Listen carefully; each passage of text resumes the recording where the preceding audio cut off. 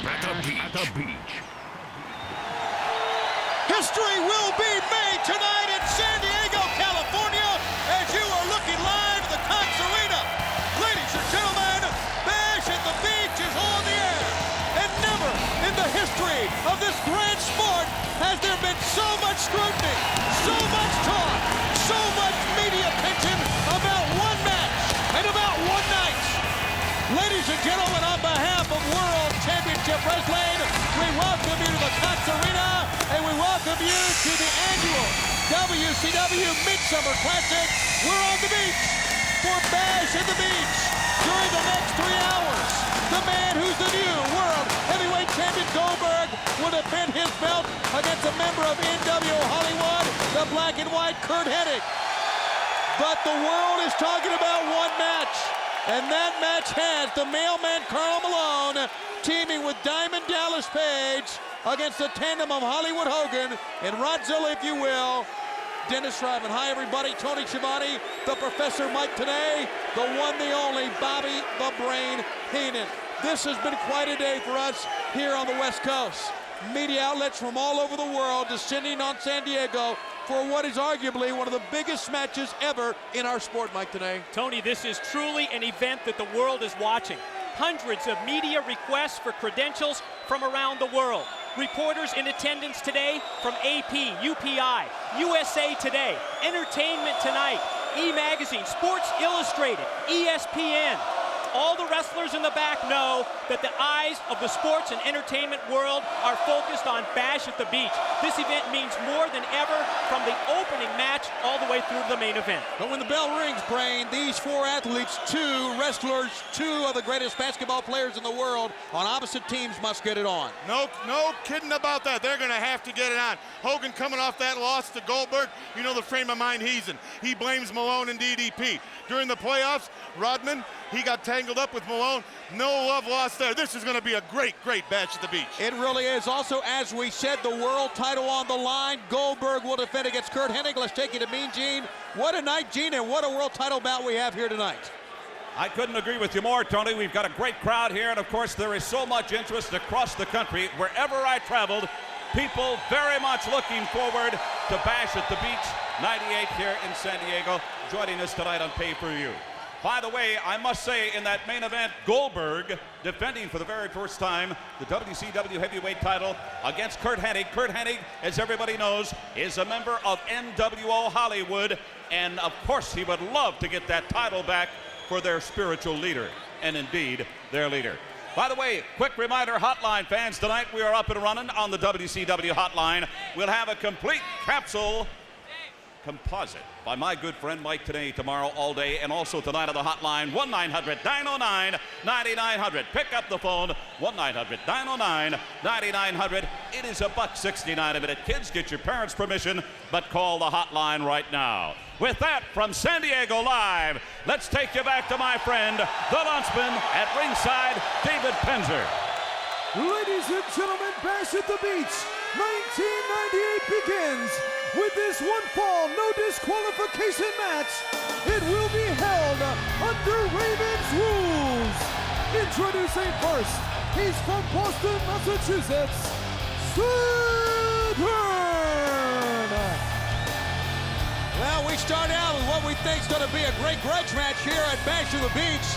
Saturn will come out to face a man that he has considered a very close friend for many years, but a friendship, Mike Tenay, that's been severed.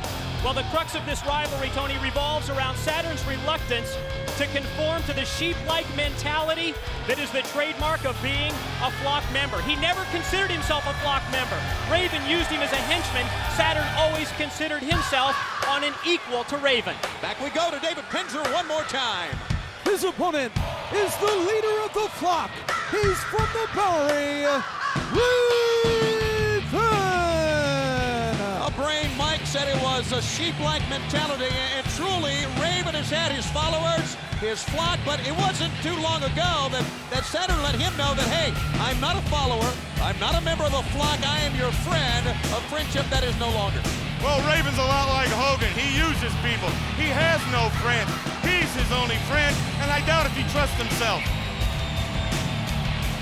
Raven comes out with the flock, and here we go. This opening bout at Bash at the Beach, where later on tonight, you can just feel the excitement here tonight as Hollywood Hogan and Dennis Rodman will square off later on against Diamond Dallas Page and the mailman Karl Malone. These two men, though, waste no time get it going. You know, we talk so much that when Raven wrestles, it's Raven rules. I'm sure that's what Saturn wants because he's using everything but the ring early on in this matchup. Well, as we've seen in past matchups between these two, they're not afraid to go out to the floor. They're not afraid to use steel chairs, the steel ring posts, the steel guardrails, tables, anything that's not nailed down at ringside. Very appropriately, Raven's rules for this matchup. Well, you want to talk about Raven's rules. Look at it right now. Looks like Saturn rules this match from the beginning. Saturn a front chancery to pick him up. He'll shoot him into the safety rail. Oh, my goodness. Safety rail once again. Did you see with what force the man hit that safety rail that time? And, well, it's amazing that Raven can even roll around using the shirt now to choke Raven, and Saturn going ballistic. You wonder sometimes about bad blood, the intensity in some of these matches we have for you, and how many times athletes want to either win or they just want to settle a score. It appears to me that Saturn is not worrying about a 1, 2, or 3. He's worrying about taking Raven down a few notches here. Oh, excellent recovery that time by Saturn. Slipped off the top rope. Just momentarily regained his senses and laid him out with a drop kick.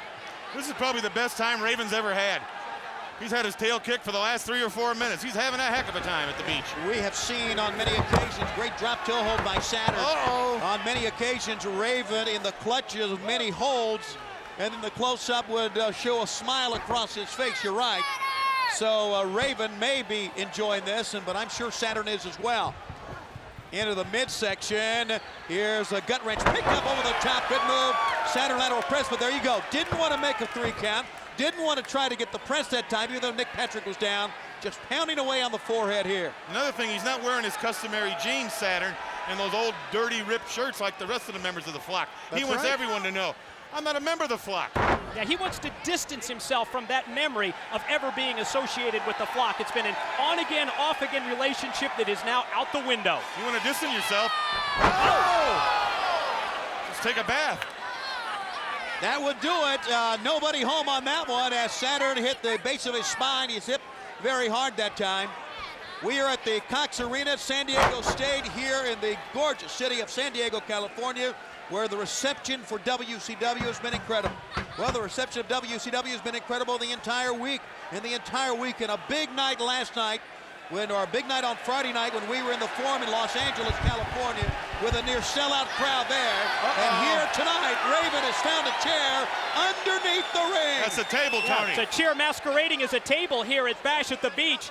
And he's going to set it up, and obviously he's going to have something in store for Saturn. Now he's got some help from Riggs. You ever been to Tony's house for dinner? They eat off chairs. Well, we have seen him use sit on the chair. tables. They have no furniture at all.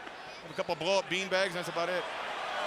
Would you like to go ahead and just do your whole routine right sorry. here? Okay, up on top. Oh! Straddling the top rope. And watch out. That was a great move that time. Incredibly, Raven rolled underneath the ropes, and Saturn hit hard on the floor. Saturn committed himself when he got up in the air. That allowed Raven to roll out of the way. And Saturn just crashed and burned on the floor. Who is stalking him out there? Is that Riggs? Yeah, I believe it is Riggs. Lodi around ringside with his signs as well. Well, He's three got eyes on strength him. in numbers. He's got 3 eyes looking at him. That's what he's got. Oh! Holy smokes, a Russian leg sweep.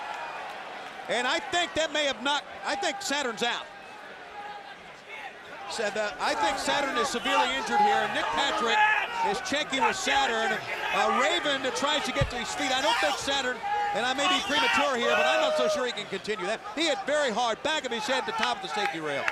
Almost a whip-like effect as he went head first into that steel guardrail. Absolutely no room there for him to move at all. Rolls him back in. Should be an easy cover. Feet on the ropes even, too. No. Got the shoulder up. Well, a tribute to the toughness of one Saturn to even still be in this thing, even to roll up on one elbow that time. And Raven sees an opportunity here, and he goes to the back of the head.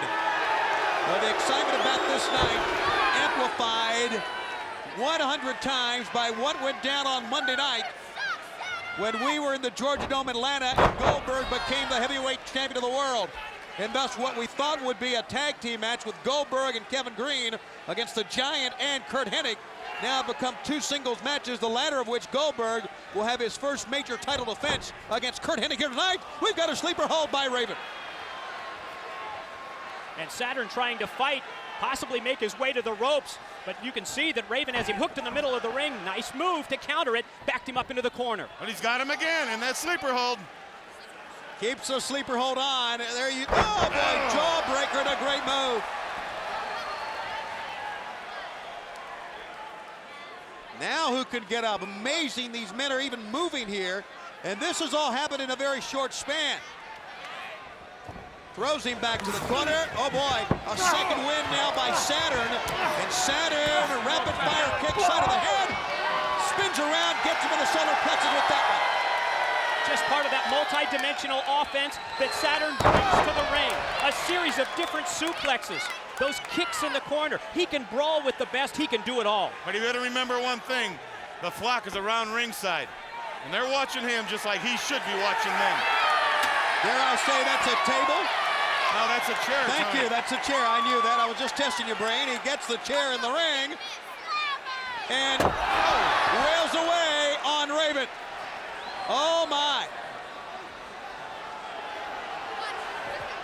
With purpose. Oh, springboards back into a leg drop and lands with all of his 250 pounds on top of that chair. This is it.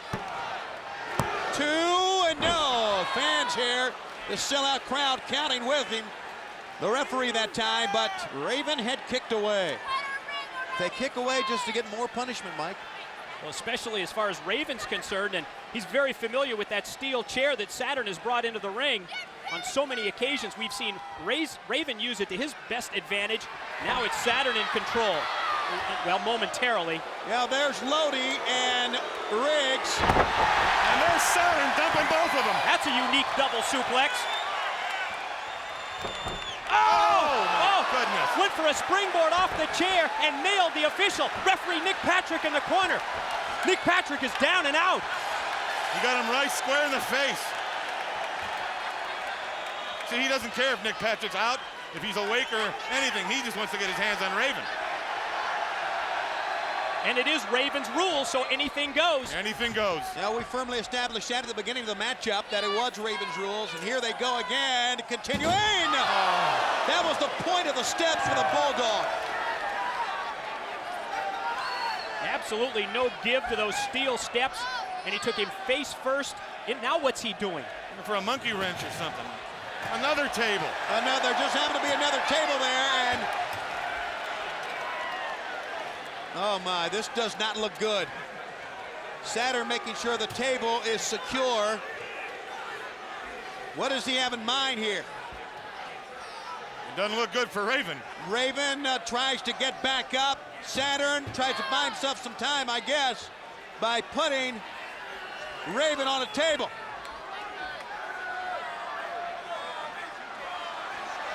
And then put a table on top of Raven. Oh, he's got the double table stack. A Raven sandwich. Yeah, Raven sandwiched in the middle. To go. They are standing in San Diego.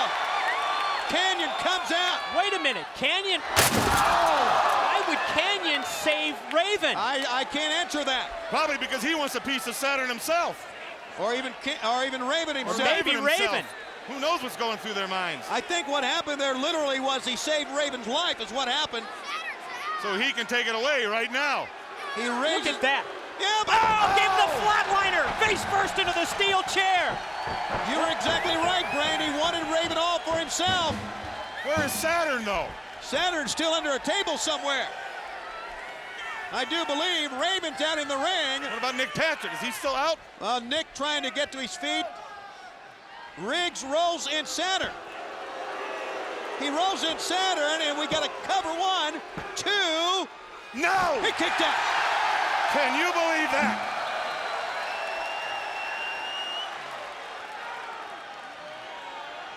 Unbelievably, this match is still going on. As long as there's furniture and as long as they still have any breath in their bodies, it's going to go on.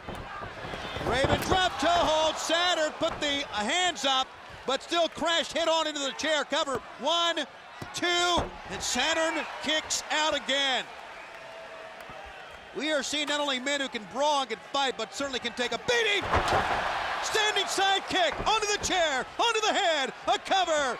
And Riggs has come in to pull off and make a save here. He picks him up. Could be the Death Valley driver. Oh, yeah! One-way trip to the desert for Riggs with the Death Valley driver. Oh! DDT, the even flow. That gave him the opening with that even flow.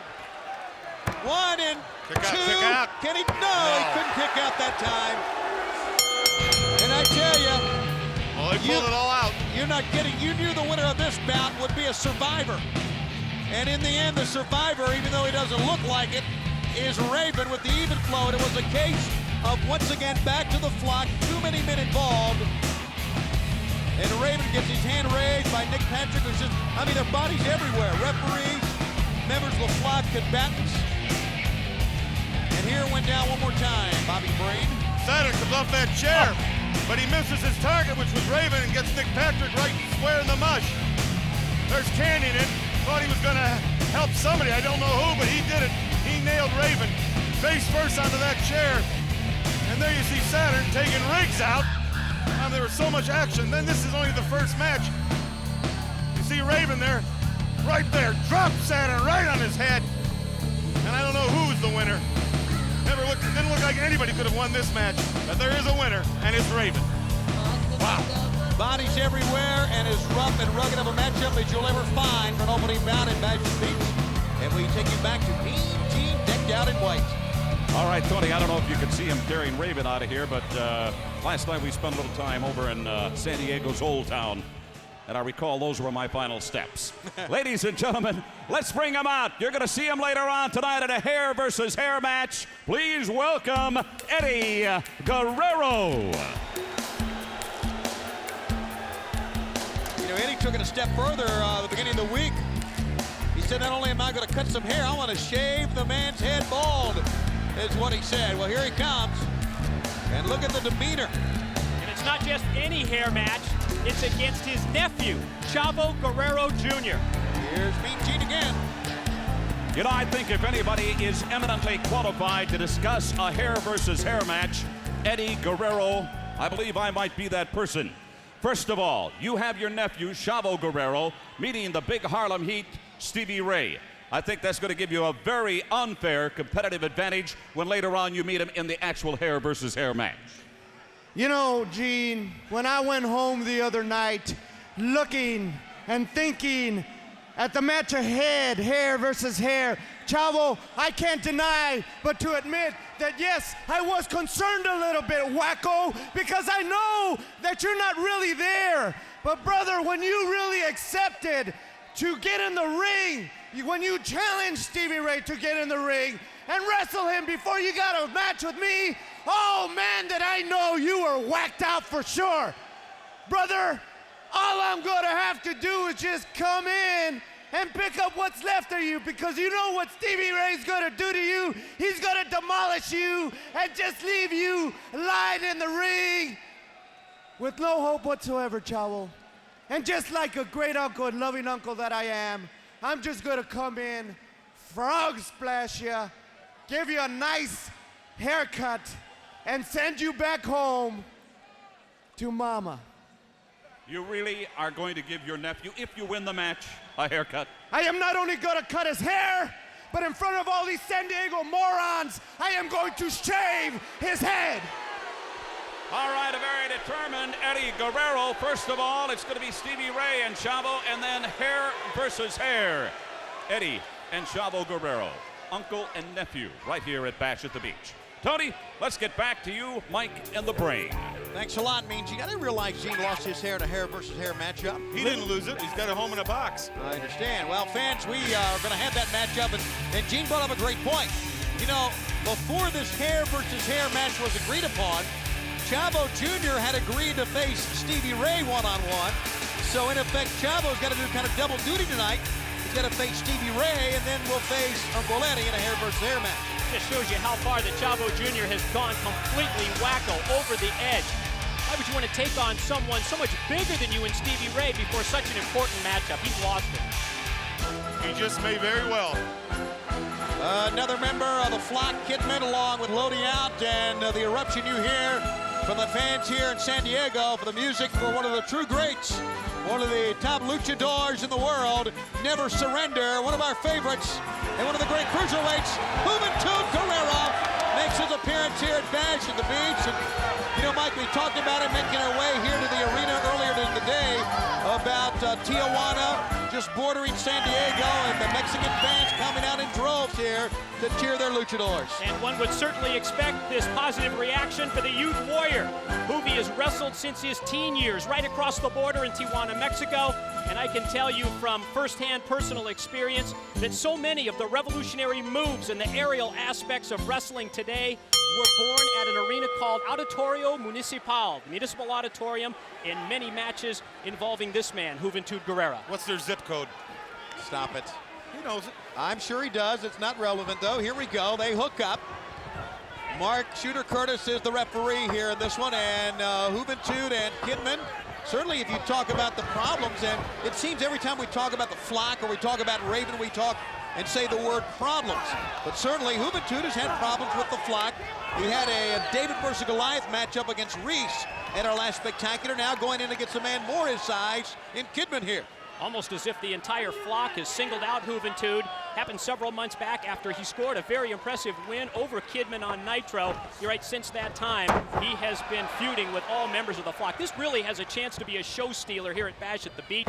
We've seen them in the past. They've wrestled on Nitro and Thunder. They haven't disappointed us yet. So much action, so many quick maneuvers and counter maneuvers by both men.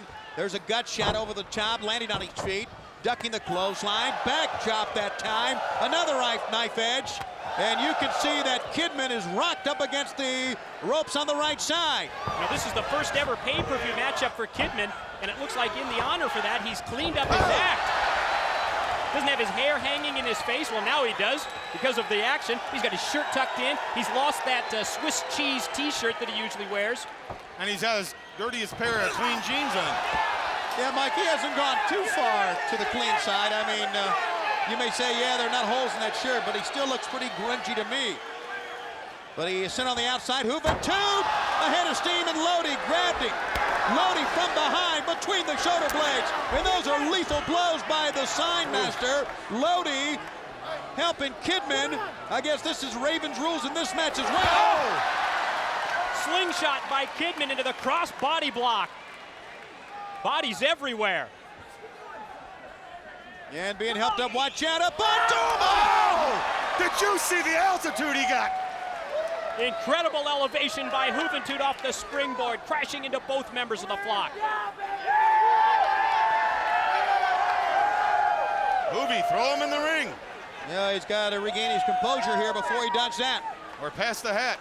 Fans earlier in the day, there were security guards around the many different locker rooms and many different trailers pulled in here, housing the stars from WCW, NWO, namely Hollywood Hogan, Diamond Dallas Page, certainly Goldberg, Hennig, Kevin Green of the Carolina Panthers, the Giant, but as well as Dennis Rodman and Karl Malone. And you could just feel the momentum building to our tag team spectacular later on here tonight that the entire world awaits here on this 12th of July, 1998, and a great move by Kidman, hopefully for him to get the advantage. Here it is. Doesn't want the advantage, goes to a choke.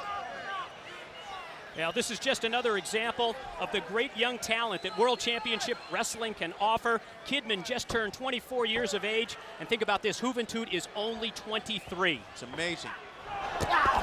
You look at him and you wonder, with all the high-risk maneuvers he does, you know, how much further can the man go? If you'll see 24. That's right. Puts his body and his livelihood on the line every night he performs in the wrestling ring. Go ahead, Well, Mike. much about this matchup concerns high-risk moves. Oh, he took him over and he landed, I think it was his throat, his windpipe right across that steel guardrail. We talk about high-risk aerial offense and, of course, that daredevil 450 splash of Juventud Guerrera. Talk is in the locker room that Kidman is jealous of Juvi's incredible finishing move. He claims that his 7-year itch is actually a more high-risk move. Buddy's 7-year itch, well, Lack of soap. over the, completely over his opponent that time. And Juventud, a back body drop. Sending Kidman hard onto the mat outside of the ring. And Kidman, I believe, as you can see, hit his elbow. And Juventud pulling himself up.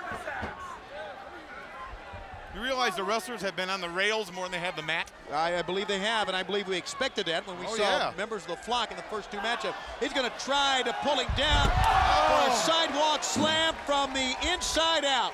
That'll break your back. Still favoring that left elbow. But now the lower back, as you can see, Kidman barely able to stand. Juventud does not want to count out here. He wants to try to win this matchup. Puts him down with an elbow. But give Kidman a lot of credit. He's trying to pull himself back to the ring. And Juvi's back up. Fans are on Lodi. Well deserved, I might add. And now Guerrera. Juventud, this is where he lives. This is his forte. He's up on top. Softening up Kidman. Kidman trying to fight off low blow. That's the great equalizer. Oh, my God.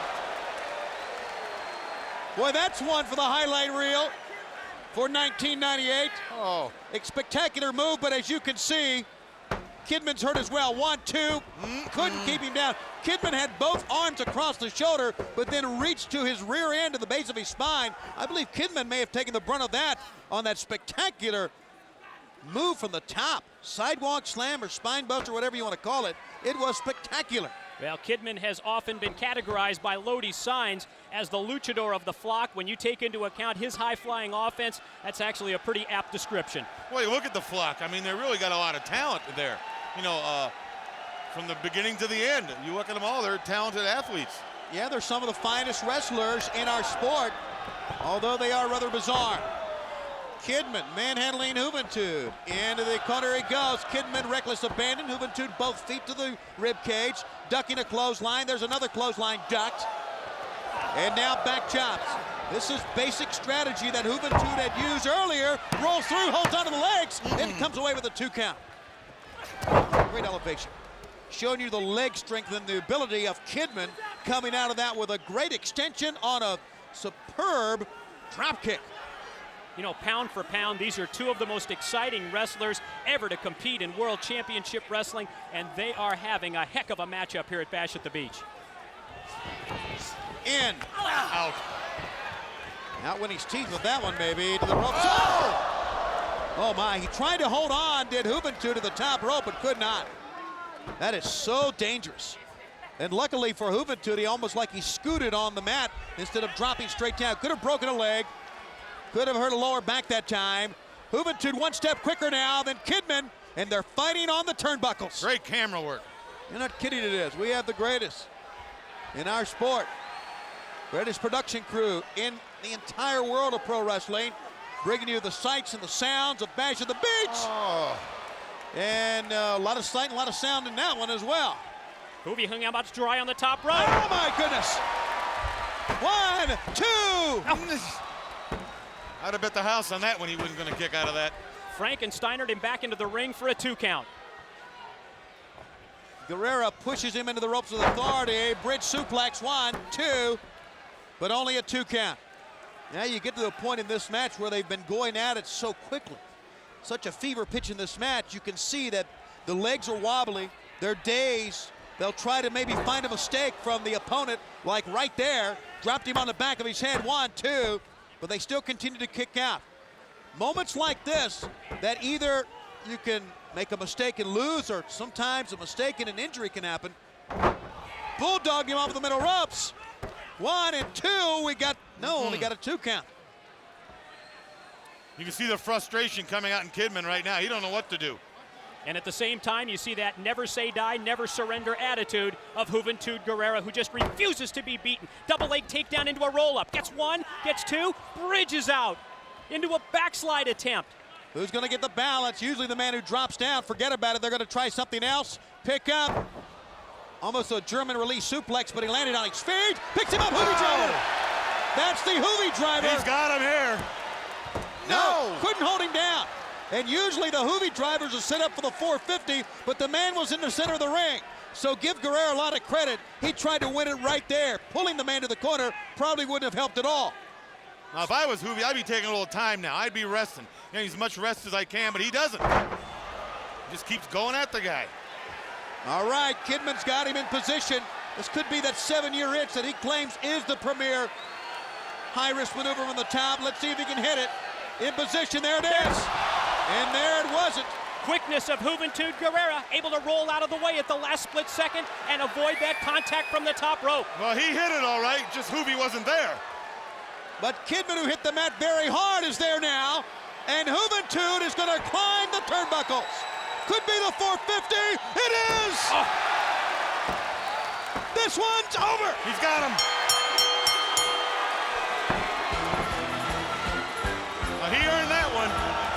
Boy, both matches, the winners are really survivors. And Juventud gets the cheers and adulation of the fans, earning every bit of it, like you said, Brain. It's a big win just north of Tijuana for the youth warrior, Juventud Guerrera. Comes off that top rope here, Hoovy. Nails them both, picks up that 7-10 split. Now, off the top rope here. Look at this move. Look at that move. And believe it or not, that didn't do it. Juventud still able to kick out. But now he has Kidman where he wants him. 450 off that top. Right on target. Your winner from Mexico, south of the border, Juventud. Hoovy, as we like to call him. Yes, that's what we do. Well, fans, let's take you back to our internet location, WCWWrestling.com. It's like somebody switched on the switch, and all of a sudden everybody wants to hang with K-Dog. Everybody wants to be rowdy and bowdy, but I know everybody can't hang with you. It's Yeah, funny. just like the switches in a lowrider, like the hydraulics going up and down, side to side, pancake. That's why we're hot right now. I think, who wouldn't want to hang out with the Capo, Kevin Nash, Sting, Lex Luger, Macho. I mean, I could, hey, man, we're going to have this party down in T. You know what? What's it? I got a question, Lee. Yeah. This sweet shirt you got on, man. Did Skittles have a shirt giveaway and you won that? Or you don't recognize this came from Sanchez the Hatter in East L.A. I'm surprised you don't have a closet full of this. Nah, man, but my Tio Chuy and my Aunt Marta, they're out in the parking lot, man. They're selling some fish tacos. You can hear all that exciting action on the internet. WCWWrestling.com. Obviously, during breakfast this morning, Marshall spilled a fruit salad on his shirt. It certainly did. Conan K-Dog of WCW, NWO, of course, primarily NWO Wolfpack. Talking to Lee Marshall right now, and you can hook into the internet. Of course, Lee was at the Forum in Los Angeles on Friday night, bringing you the internet audio of the matches there, where we almost had a sellout crowd. What a night that was, Mike. Let's talk about that 7-day period for World Championship Wrestling. Monday Nitro, 40,000 fans in the Georgia Dome in Atlanta. Wednesday, 13,000 in Birmingham, Alabama for Thunder. Friday night, near 16,000 in the Forum in LA, a sellout capacity crowd. Tonight here in San Diego, hats off to Zane Bresloff, Chip Burnham, Elliot Murnick, all the WCW promoters, as well as the entire World Championship Wrestling organization. They don't get any better than Zane. All right, well, we talked about earlier that this would be, ladies and gentlemen. Oh, here comes Captain Cupcake. One of two matches that Chavo Jr. needed tonight. Chavo's got a, kind of like a super soaker or a water pistol, and he's drenching the crowd here in San Diego. Yeah, he is not. But the inner tube doesn't seem to bother you, huh? That doesn't bother me. I mean, I've seen inner tubes like that for a long, not necessarily on anybody that old, but. We talked about that important hair match that he has with Uncle Eddie later tonight. This matchup against Stevie Ray, well, he's giving away an easy, what would you say, 4 or 5 inches in height, maybe 75 pounds in weight. Not exactly what you would call an easy tune-up match for later on. Well, Stevie Ray is never a tune-up for anybody. No, I tell you what, Chavo is in trouble. And Eddie has arrived. Eddie, the barber, Guerrero. The referee calls the bell as Eddie walks out. And I understand that hair versus hair match is going to be at the conclusion of this matchup. Gonna have to go I back to dedicate back. this match to my favorite wrestler, Eddie Guerrero. This is for you, little trooper. Eddie out at ringside, the match dedicated to him, and you can just see the look on Stevie Ray's face. He's in the middle of something that's very bizarre, but he's quite an athlete. He's going to go out of here. Obviously, he has the height, weight, power advantage over Chavo, who needs to use the quickness, and that's what he's doing here. That's really the only advantage that he would have in this matchup. You know, a lot of people ask me, just how far gone is Chavo Guerrero Jr.? How far gone is he, Mike? You would know. Now remember, this is the nut that actually challenged Goldberg to a match, and that certainly wasn't a pretty sight. No, well, it's safe to say he may be the head cashew. Yeah, I believe so.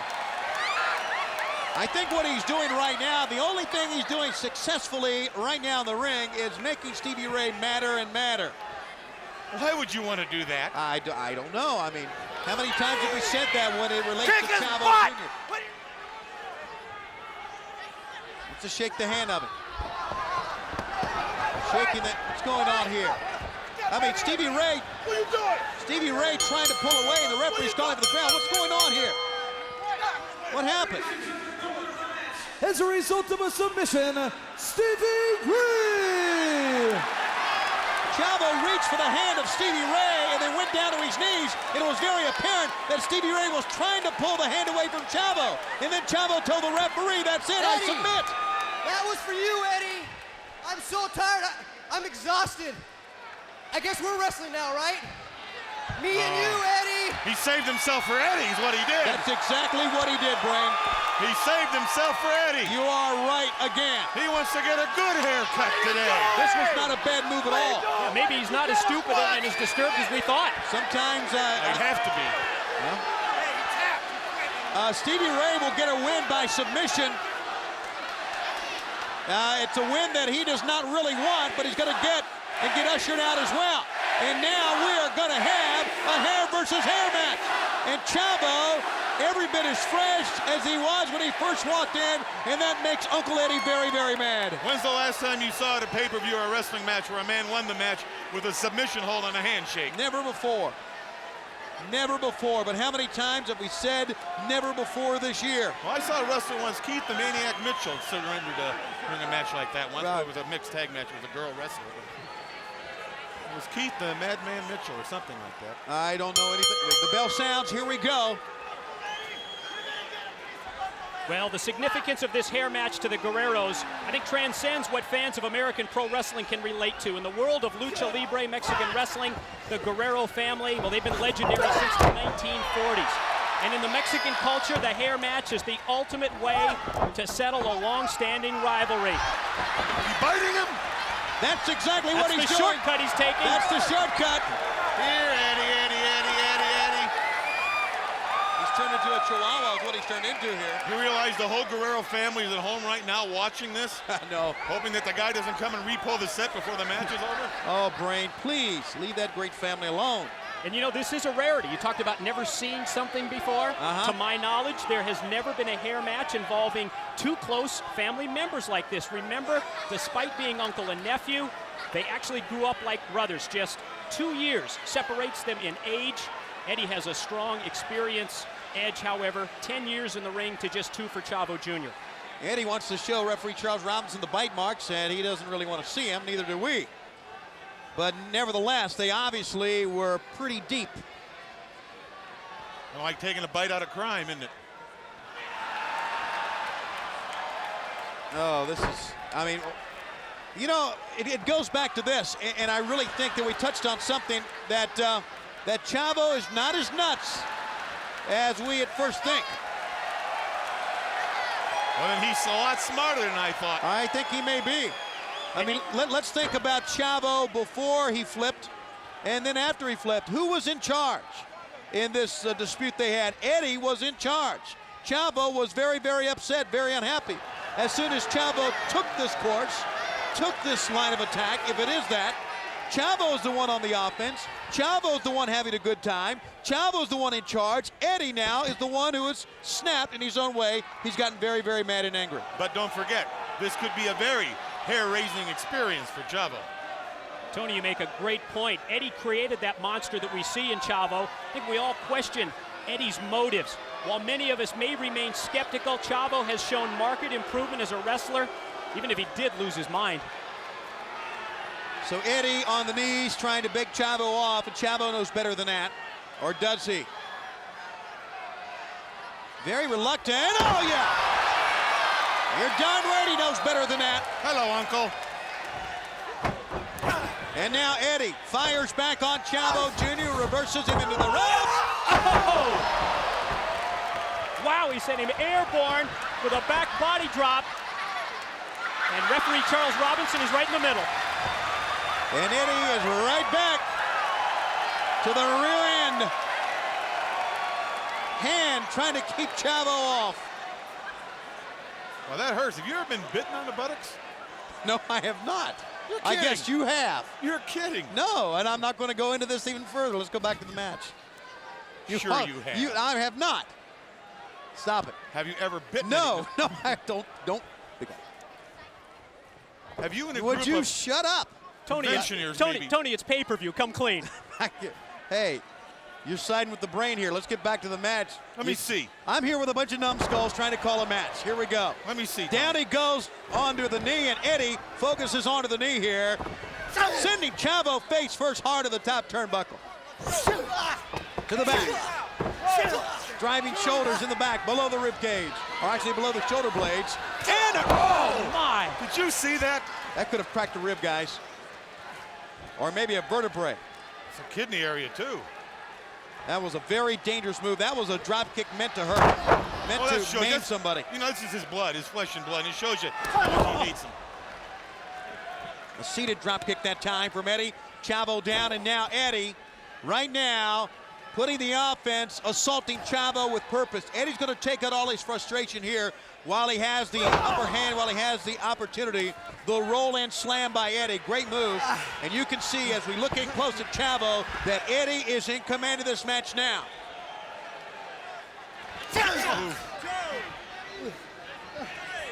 You know, on the surface, this would appear to be a real interesting chess game between the two. Both men trained in similar styles. Both would know their weaknesses and strengths of their opponents from years of wrestling against and together with each other. Both employed devastating finishing moves, the frog splash, the tornado DDT, but this has been all Eddie Guerrero on the attack. Well, the difference right here is the 10-year to 2-year time in the ring. You can see what Eddie's doing right here. He's taking advantage of that back, and he's working on it. But sometimes guys are quick learners. Case in point, the world champion Goldberg will be coming up later on against Curt Hennig for the world title. A man in the sport less than a year, undefeated, and the heavyweight champion of the world. And he's got Chavo up, and it's got him hooked. Well, this is a move made famous by Eddie's father, Gory Guerrero, the Gory Special.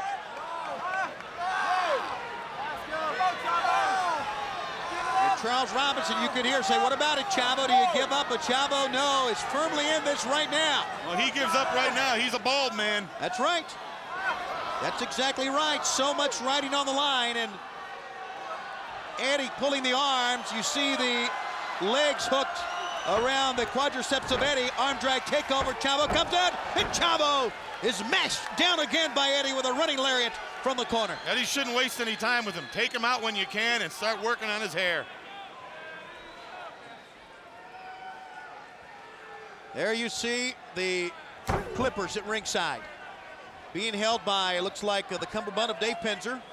David, of course, I don't think will be the barber here, but he is Those are holding... his clippers. He used it for his nose hair. Okay, and David holding on to those Clippers at ringside, and the winner of this match will be able to cut the other man's hair.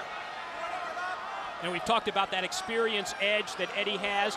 First time ever that Chavo's been involved in a hair match. In the career of Eddie Guerrero, 6 times he has put his hair on the line. He's 5-1 in hair matches. Back in 1994 on When Worlds Collide pay-per-view, he and his tag partner, the late Art Barr, well, they were on the receiving end of a mid-ring haircut. You know Eddie does not want lightning to strike twice. How does he know this stuff? I was there. Oh. European uppercut and a back chop. Amazingly enough, both athletes are still in this one. But Eddie has been on the attack. Eddie again. Both men wrestling, fighting with so much desire, so much determination. And obviously with the hair on the line. Oh boy, it's almost sent him outside.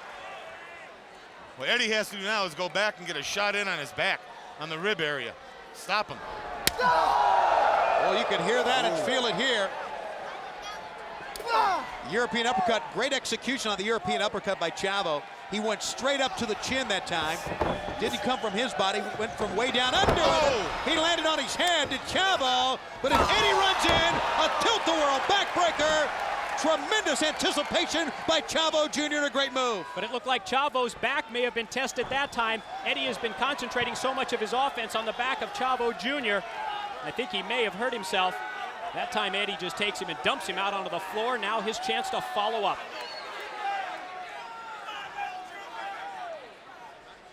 Gonna work on that back, no doubt. No, head. How many times have we seen a hair versus hair match where literally they have to knock somebody out before the man will give up with so much on the line? I've never seen one. You've never seen a hair versus hair match? No, never have. This is your first, Brain. Yes, it is. And we are seeing Eddie doing just that. By pulling the mats back from the ringside area, he's wanting to take Chavo, knock him right out here is what he wants to do. Trying to suplex, Chavo hooks down to block him. Oh! Chavo suplexed him on the concrete. Oh my, and he hit his side that time. He hit the shoulder. That could break a collarbone, that could dislocate his shoulder. Eddie could be severely injured here. We talked earlier about how well these wrestlers would know each other. I think that was a prime example. Chavo able to counter with that suplex of his own out on the concrete. Chavo with teeth, jaw locked, teeth gritted. Grabs with both hands, pulls up Uncle Eddie with determination. Scoop slam. Fundamentally sound on that one, enough to put him down. Let's see what Chavo's gonna try here. Eddie, one step ahead, backed into the near side ropes, causing Chavo to straddle the turnbuckle pad. That's that extra 8 years of experience right there, you see. I don't know if Chavo's back can take this. It's a good point. Eddie may try to superplex him. It's what he does. Not only did he superplex him, it was very apparent that they both hit very hard, Eddie and Chavo. I thought Chavo hit first, but Eddie is in a lot of pain as well. Eddie should give him another suplex and then a duplex. A what? It's 2 suplexes. He knows nothing. Oh boy. Both men trying to get back up again. What a hard-fought battle this has been. Up and down. Again with authority. Now Chavo again will try it. This time he thinks that Eddie's down, and he is. Enough for a frog How splash. about that? Eddie Guerrero special. A frog splash that missed because Eddie's knees found the mark. Again, the familiarity of the opponent comes into play. He was able to counter what is his own. Now look at this. He's going to try a tornado DDT. That's right out of Chavo Jr.'s playbook. I smell a trip to Floyd's. Well, it may be the tornado DDT. Eddie's going for the scissors, but he hasn't won the match yet. He has not won yet, and he's going for the scissors. That's dangerous. You're not kidding, it is. Charles Robinson reminding him that, hey, you've not won the match. He pulls the scissors away, and Eddie goes up top again. May try to follow up now with the, oh boy. Forget about that. And I think Eddie made a critical mistake by going to the scissors. I do too, because I think he had him.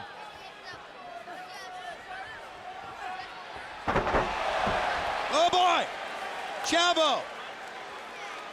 See, he's wasting time now. He's going for the scissors. That's what he's doing, Chavo Jr. Be careful, referee. Then the referee reminding Chavo the same thing he reminded Eddie. Eddie inside cradle, 1, 2, 3. Eddie Guerrero wins. Eddie Guerrero wins. But Chavo's got the scissors. Chavo is going to have his head shaved. You asked for it, Chavo. Now let's see if you're man enough to take a haircut. You were man enough to ask for it. By rules of the match, he's got to do it. Let's see how nuts he is now. The Clippers.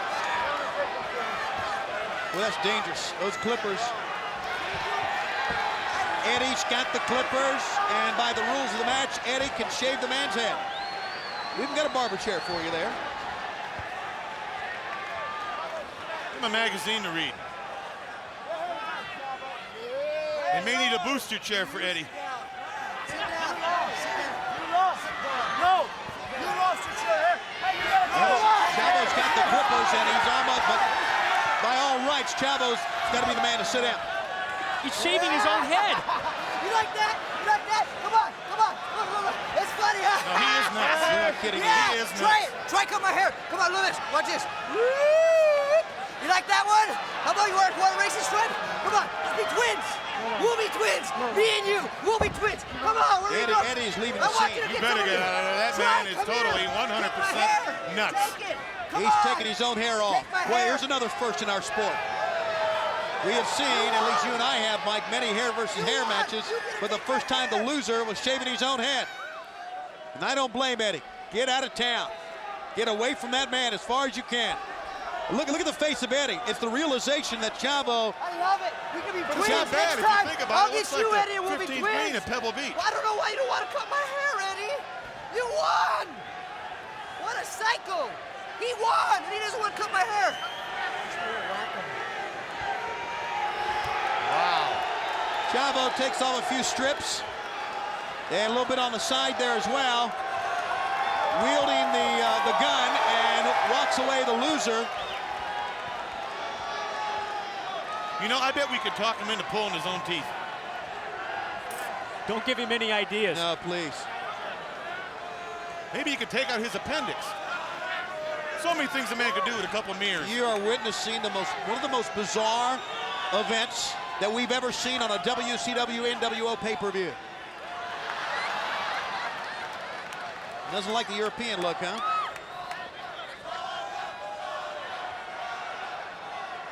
I used to have a Airedale with a haircut like that. I bet you About did. 7 years old. Look at this. He's going to stay there till he gets the job done, I guess. Might as well take the ears off, too. Chavo Jr. shaving his own head. And people at ringside are stunned. I got too much gel in my hair. Wow. That looks good. Just like that. Leave it just like that. And then about 2 pounds of grill cream. That's nice. It's like he's going to the chair. I mean, old Sparky. Well, fans, as we watch this very sad turn of events unfold before us in the obviously never-ending story between Chavo Jr. and Eddie, we want to let you know that one of the most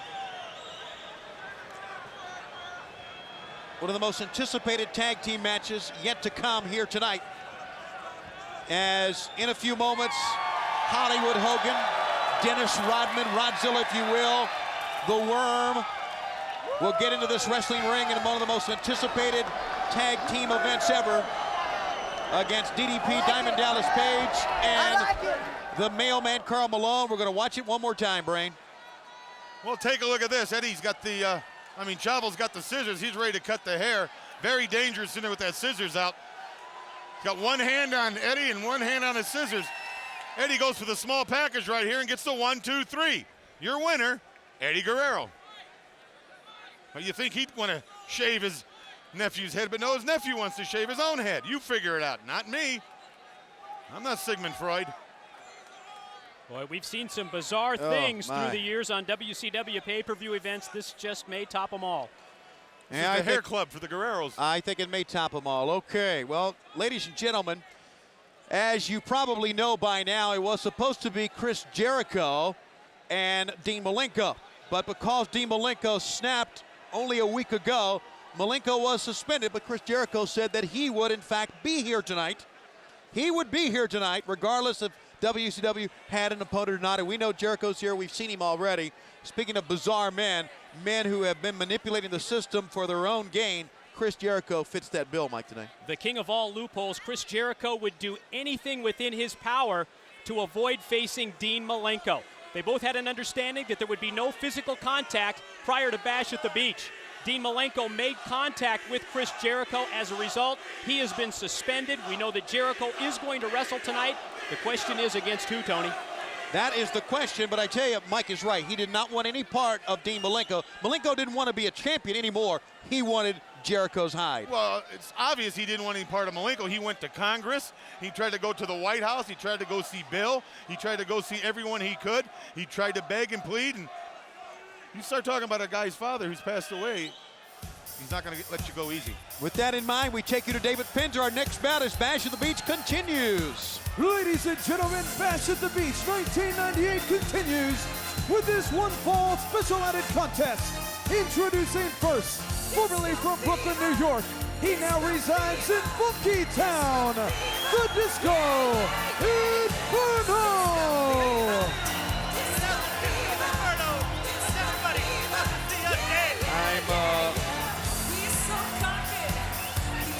It's a bonus matchup, isn't it, Tony? It is a bonus matchup. You're not kidding. The Disco Inferno and Conan to go one-on-one in this matchup. We're going to have, as well as his Dancing Fools tag team partner, Alex Wright, coming out to ringside with Disco. we're going to have Chris Jericho a little bit later on, we understand, to find out who his opponent is. Disco Inferno in a special added match against Conan.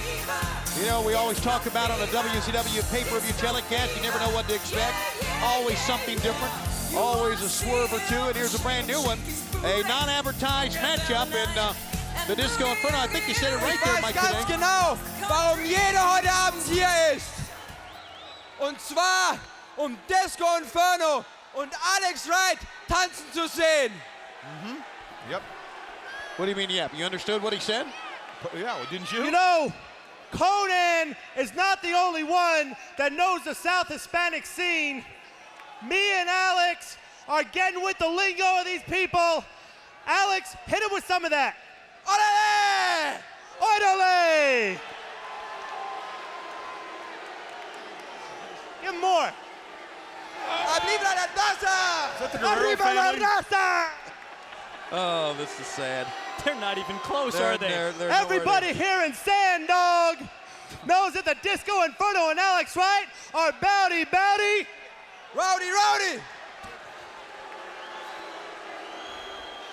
Where's Chuck Now, I'll Harris? tell you, I really don't know what the hell all that means. Neither do we. But it probably means You're that kidding. everybody came here tonight to see the Disco Inferno and Alex Wright dance. So hit our music.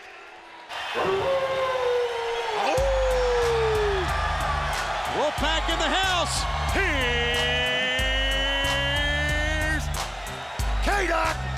His opponent, representing the red and black of the NWO Wolfpack, from Mexico City, and accompanied by fellow Wolfpack members, the Total Package, and Big Sexy Kevin Nash, is Conan. If there's anybody in the building tonight that truly has a home court, if I can use that term, or home arena advantage, it would be K-Dog. The fans know K-Dog very, very well here in San Diego, and of course, love the Wolfpack, Mike. Absolutely amazing, Tony. Everywhere we go, even here in San Diego for Bash at the Beach, wrestling fans around the world have adopted the NWO Red and Black Attack. They love the Wolfpack.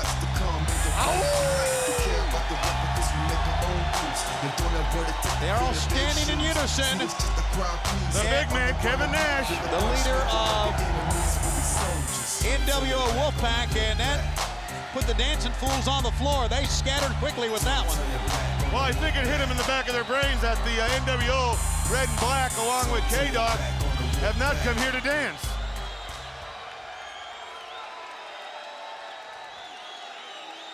Sandog Kelly!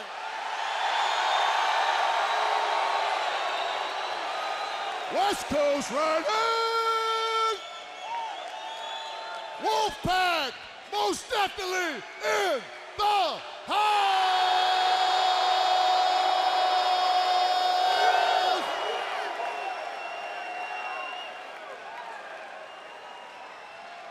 One thing we gotta say now, a lot of people saying the Wolfpack ain't nothing but a bunch of players. We ain't players, we just crush a lot. Yo, let me speak on you. Califas, esta es mi casa. Now let me speak on this. Órale! Arriba la raza! The Wolfpack and Sandog is bowdy.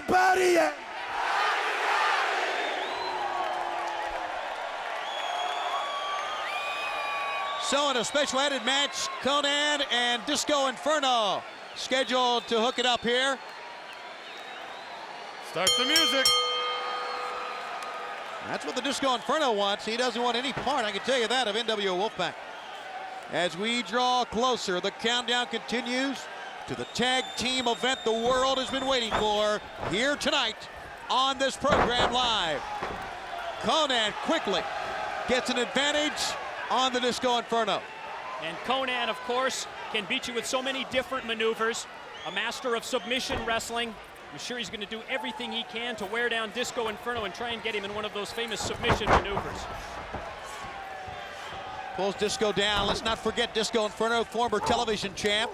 So he's a fine wrestler. But once again, with Alex Wright now with him, he has once again turned his attention more to the music and to the dancing than he has into the actual wrestling in the ring. The thing about Konnan is you look at him and his appearances, he's a street fighter, he's an alley fighter. He'll do anything he can to win, right. But he also is an accomplished wrestler. The man can wrestle and he can beat you a lot of different ways, and he's one tough customer. A 2 count to the midsection. Konnan, first man up. Disco, next man down, head first. Talk about Disco Inferno being a former World's TV champion as Konnan lays him out, rolls through with the clothesline, the lariat. Of course, Konnan is a former United States heavyweight champion as well. We're still waiting to find out the situation revolving around that U.S. title belt formerly held by Goldberg, now the World's heavyweight champion. Wow, how about this? Alex Wright getting the blows in. And I'm not so sure. I don't think that Big Sexy and Luger realized what's going on the other side because they were down below the apron of the ring. Well, I think they realize it because I see Luger coming around the corner. Luger ducks. He's going to rack him on the floor. Rack him right out of the building. And look at Big Sexy on the inside. The Wolfpack is in the house. It's academic now. Tequila Sunrise or not. Jackknife. Tequila Sunrise. Torture rack. Orderly. Wolfpack rules again. Oh! That's the Wolfpack hat trick, isn't it? I believe it is. What a trifecta. And it just goes to show that you don't mess with a Wolfpack. They've come to fight and come to watch each other's back, guys. Oh, yeah, they're in the house, no doubt about that. Here it is again, Bobby the Brain Heenan. Luger on the floor's had enough. Went over and got Alex Wright, put him in the torture rack. Just keep him here for a while. Break his back in half. Disco not knowing what to do. The giant killer, Big Kevin Nash, puts the boot right to the face of the Disco Inferno and power bombs him right here. Up he goes, and down he goes. Steps over the top rope, disappears into the night as Konnan slaps him in the Tequila Sunrise. So there'll be no dancing tonight for Alex Wright and the Disco Inferno. Your winners, Konnan of the Wolfpack. you may have seen a very tall individual at ringside cheering on with the Wolfpack. Well, that was Antoine Carr, who's at ringside. And we understand many, many great basketball players are in attendance tonight to see Rodman, to see Karl Malone, to see DDP, to see Hollywood Hogan, and of course to see the world champion Goldberg. With that in mind, David Penzer, this one's all yours. Ladies and gentlemen, the next contest at Bash at the Beach is a one-fall special challenge match. Introducing first, representing the black and white of NWO Hollywood. He stands 7 feet 4 inches tall, and tonight weighs in at 519 pounds. He is the Giant! You realize the Giant puts on more pounds than Goldberg puts on wins a week? He is one of the most intimidating figures in professional wrestling. I mean, you know, we get a chance as announcers sometimes, not many times, to get to talk to these individuals up close and personal. Obviously, if they're a member of NWO Hollywood, we don't get that many chances.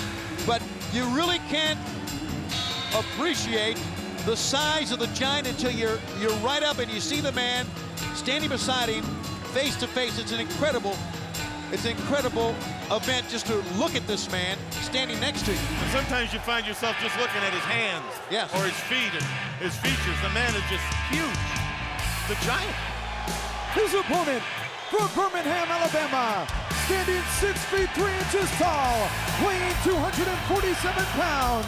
The all-time NFL linebacker sack leader and perennial All-Pro, the Mean Machine, Kevin Greene. Saw the Carolina Panther banner in the background, back with the Panthers this year after a year with the 49ers. Of course, helped the Panthers a couple of years ago go all the way to the NFC Championship game against the Green Bay Packers. In the Super Bowl, of course, with the Steelers. Great competitor at Auburn. Lives in Birmingham, and truly one of the toughest athletes in any pro sports today. Kevin Greene has come to fight a man 7 feet 4 inches tall. You know, we all consider pro football players to be physically impressive, larger-than-life athletes. And I talked to Kevin Greene earlier tonight. The biggest man that he faces in the NFL is an all-pro from the Dallas Cowboys by the name of Eric Williams, who is 6'7", 345 pounds. In comparison, the Giant, 9 inches taller and well over 160 pounds heavier than the biggest man that he faces in pro football. And he did that without pencil and paper. I'll tell you, the Giants had 300 pounds probably for lunch today. See, Kevin Greene, I hope he doesn't. That's what he's got to do. He's got to make the Giant make a mistake. He's got to wear the big man down. He's got no equipment on, no pads, and nobody to help him. That's what to do. That's the way to do it. Greene's smart. I like to see this. He realized that he don't have 10 other guys helping him on that field. It's a good strategy here.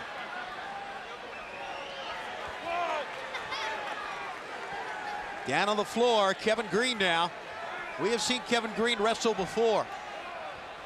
For what Kevin Greene lacks in technique, being a polished pro wrestler, he makes up for in determination, athletic ability, drive, and determination. Oh, boy. But he's staying away from the Giant. Yes, obviously, you would think the #1 game plan would be to keep the Giant off his feet. Kevin Greene got near him that time, thinking the ropes had helped out. Greene's on him again. What an athlete this Greene is. He's remarkable. And among the 3 sports outsiders in action here at Bash at the Beach, he actually has the most experience. He's still only competed in 4 professional matches. Wow. Big gut wrench takedown, waist lock, and he fell on him literally that time, over 500 pounds, falling down on Kevin Greene. You miss those pads, don't you, Kevin?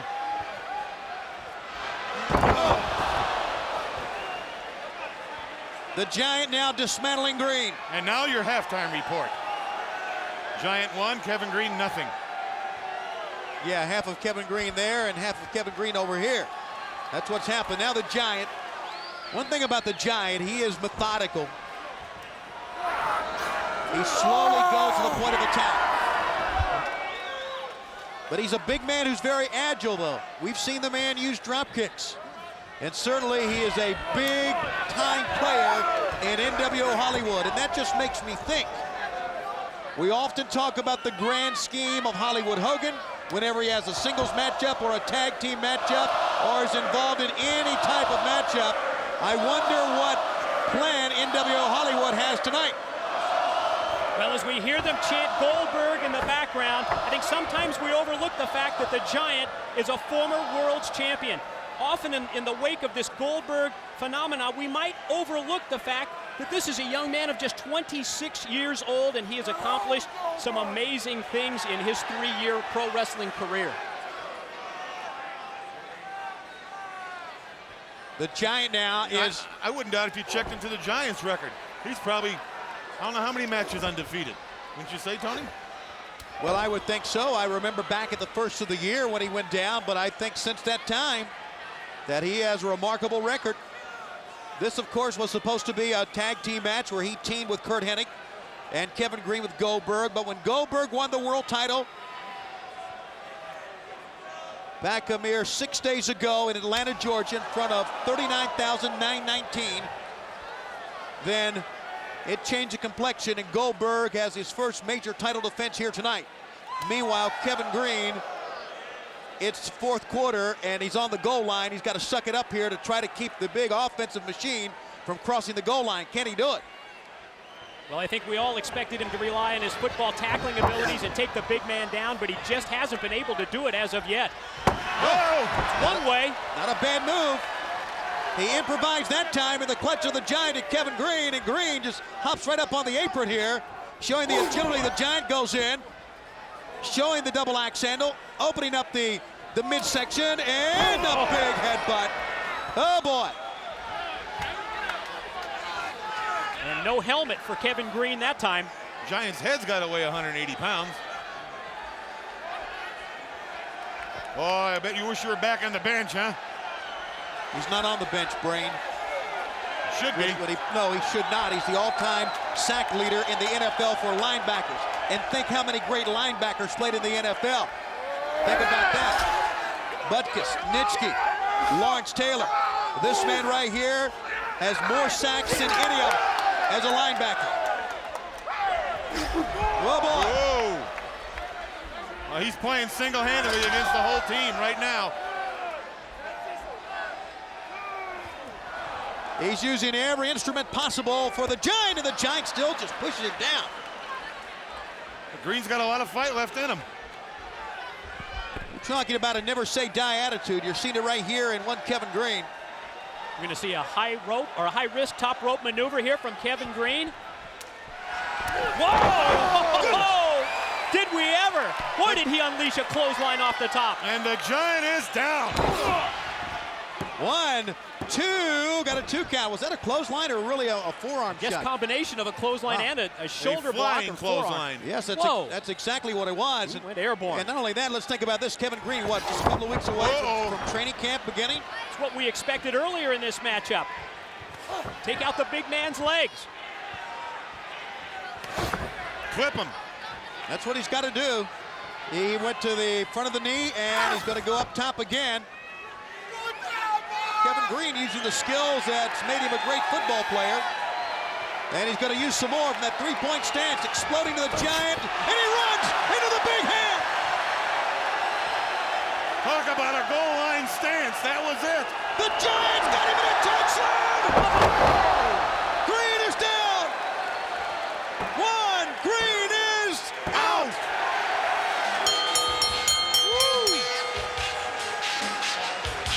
Well, let's start counting. He's undefeated now, as far as I'm concerned. Well, I want to tell you this. Regardless of who you are, if you're in the clutch of the choke slam, you're down and out. And the Giant absorbed an onslaught of offense from Kevin Green, but caught him in the choke slam, and that was all she wrote. As Nick Patrick checks with Kevin Green, we check in on our internet position. Here we go. Beating these so-called unbeatable guys, but today, Bash of the Beach, it's you and Goldberg for the big strap, an unbeaten man, and what an opportunity for you to get back into the winner's circle today. Well, you know, if you think back, Lee, I'm the one who made the challenge out to Goldberg before he was WCW World Champion. Right. I made that challenge to him because I know I have the secret. I know what it takes to beat Goldberg. You do. Of course I do. Well, what is it? It's 17 years experience. It's knowing the ring inside and out. It's knowing when to do things, how to do them, and where to do them. All right, you've obviously found Experience is what I'm talking Does about. he have a weakness then? Of course he has a weakness in it. Inexperience. And his other weakness is what's here? The lungs. I'm the guy that can go all night. All I gotta do is wear Goldberg down. Not lacking in confidence, but of course, Kurt Hennig has been there before. Ladies and gentlemen, it was supposed to be Malenko and Jericho, but what happened recently on WCW Monday Nitro changed all of that. Let's take you back to Atlanta, the Georgia Dome, and see what happened between these two combatants. What's this about? Hey! Someone's got a microphone. Who's saying hey? Dino Machino! I'm sick and tired of you following me and running for me each and every week. So tonight, come on out here and face me. The time has come for us to settle this once and for all, Daddy-O. So come on down. Come on down here. Oh! Axe kick in the back of the head. 1, 2, 3.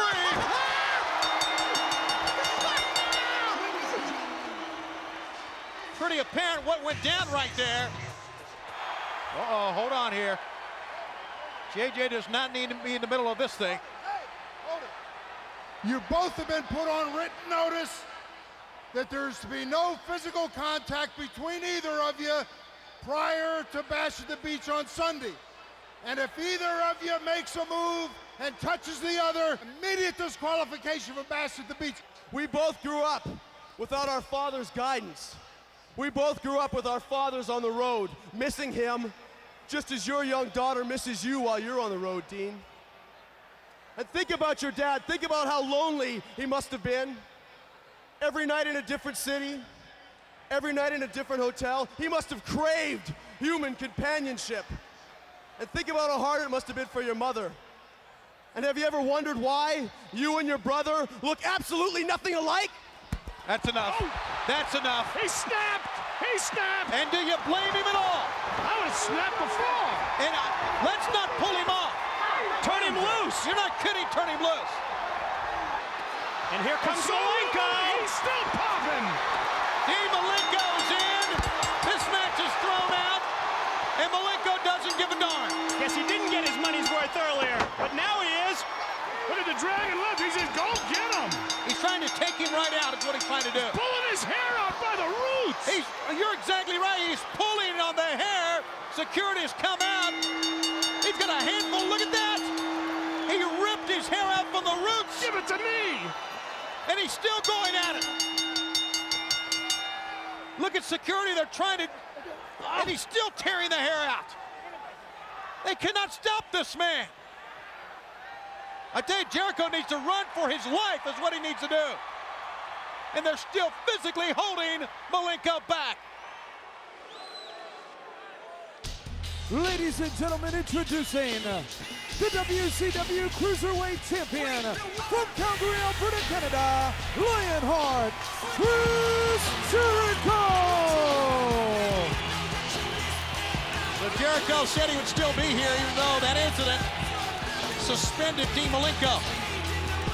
What's he doing with a top hat and cane?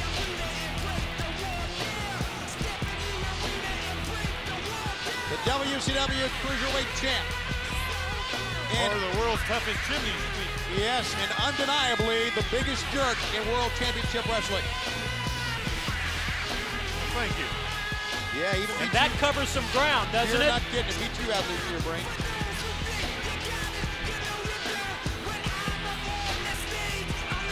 I wasn't in the running. I want you to want me.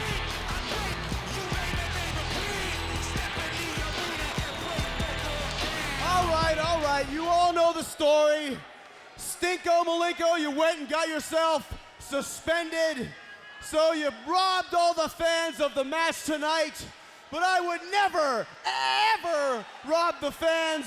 I told you I was gonna come out here and do a little soft shoe routine. I got my top hat, I got my cane, so I'm gonna break it down for you and do a little soft shoe for you right now. A 1, a 2, a 1, 2, 3, 4. What are you doing out here? Can't you see I'm gonna do a little soft shoe for these people? Sing a little song? What's wrong with you, man? Get a life. JoJo. Look, I just wanted to come out here and to say that maybe I made a mistake. Maybe I misjudged you. And if I was wrong about you, I would be the first one to come out here and publicly say I was wrong, offer an apology. Let's let bygones be bygones. Well, thank you very much. It's about time. But I just sense that I'm surprised how many fans you really have. I have to admit it. Millions. Jerichoholics everywhere. And I sense that a lot of these people came here tonight, and I think there's a little bit of disappointment because they really wanted to see you not only see you wrestle, but they wanted to see you defend your belt. Yes, they did. I just think they're really disappointed. They are disappointed, but it's Malenko's fault. What can I do, JoJo? I'm here. He's not here. Well, I didn't get a chance to discuss it with you before, but I got on the phone to see if there wasn't somebody I could find locally that maybe would come down here, spur of the moment. And there was one guy that said, I'll come down, very short notice. You know, the thought of being in the ring with you, the champion, pay-per-view audience, millions of people said he would come down, but you know, I don't know. Maybe, I mean, it's really up to you. A local guy? Yeah. An independent jabroni sort of thing? He hasn't wrestled in 6 months. So hasn't wrestled in 6 months, and he wants to come in the ring with me for a title shot. Not very experienced young man. Can it still be a no disqualification match? Huh? You really want a no disqualification? Well, I mean, this young guy's got to learn a trick or two from the master, from the master. He hasn't wrestled in 6 months. I mean, that might be taking advantage. I'll tell you what, I'll bring this kid up to a different level. Bring in this jobber right now. Let me do a little match with him. I'll teach him a thing or two. Let's get this thing. Yeah, I'll do it. Sure, I got some time to kill. I think the people want to see me wrestle. That's why they came. Yeah, you're not kidding, we do. You'll accept it? Yeah, why not? Chris Jericho equals buy rate. All right, then it's official. We'll have a title match. Bring it in. Oh, hey. Hey, we know that music. We know that music very, very, very well. And everyone in San Diego knows it too. And all over the world. When we see him, David Penzer, you can make the announcement. Go ahead. Ladies and gentlemen, the challenger from San Diego, California, Rey Mysterio Jr. Oh, yeah. She's no local independent wrestler. And how about that new and improved physique on Rey Mysterio Jr.? Obviously, there was no slacking off during his rehab. And look at Jericho. Mouth wide open, stupid hat still on his head. He don't know what to do. Remember, Jericho says he's the one that ended Mysterio's career, so Mysterio certainly has more than enough reason to get it on here, and here we go. It's going to be no disqualification. You heard what JJ said. We're off and running. Rey Mysterio and Chris Jericho for the Cruiserweight belt. What a shocker that was. Well, the collector of trophies spent months bragging about breaking the knee of Rey Mysterio Jr. back at January's sold-out pay-per-view. He not only beat Mysterio for the Cruiserweight title, then he destroyed that knee in a post-match attack. Springboard connected with the leg drop to the back of the head. Looks like he's maybe in the best condition I've ever seen him in. He looks like he's put on about, what do you say, 10, 15 pounds? Easily it looks like, doesn't it? Great definition. He looks bronze, tan. He looks great. Rey Mysterio Jr. and, of course, the trademark of Rey Mysterio Jr., obviously the high-flying techniques, but also the great execution. So fundamentally sound. And, of course, you can understand how much his great moves, how much of a toll it would take on the knees. But he is back in it, looking great. Looked like he's never lost a step in the 7 months he has been on the sidelines. And maybe the most amazing fact about that knee problem is that it was the first serious injury of his career, which says an awful lot about this young man's resiliency when you take into account his ring style. Mysterio. Oh! Jericho went right to the knee. That's what we would expect. There, you're not kidding. There you see the brace on the knee, and Jericho clipped it. And that may have given Jericho an inroad here, and he's wasting no time, focusing on the leg of the former champion, Rey Mysterio Jr. in a shocker, coming in to face Chris Jericho, who arrogantly came in, said he would face anyone. Well, concentrating your offensive attack on that knee makes sense on so many fronts.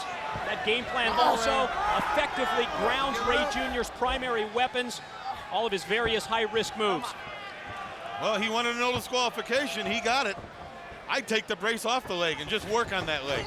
It's exactly what he did back in January. He took the brace off of the knee, then used one of those steel utility boxes that the TV crew has at ringside repeatedly on the knee of Rey Mysterio Jr. But Rey is giving chase to Jericho. Jericho, who's walking back towards our broadcast location. And Rey Mysterio Jr.'s got it.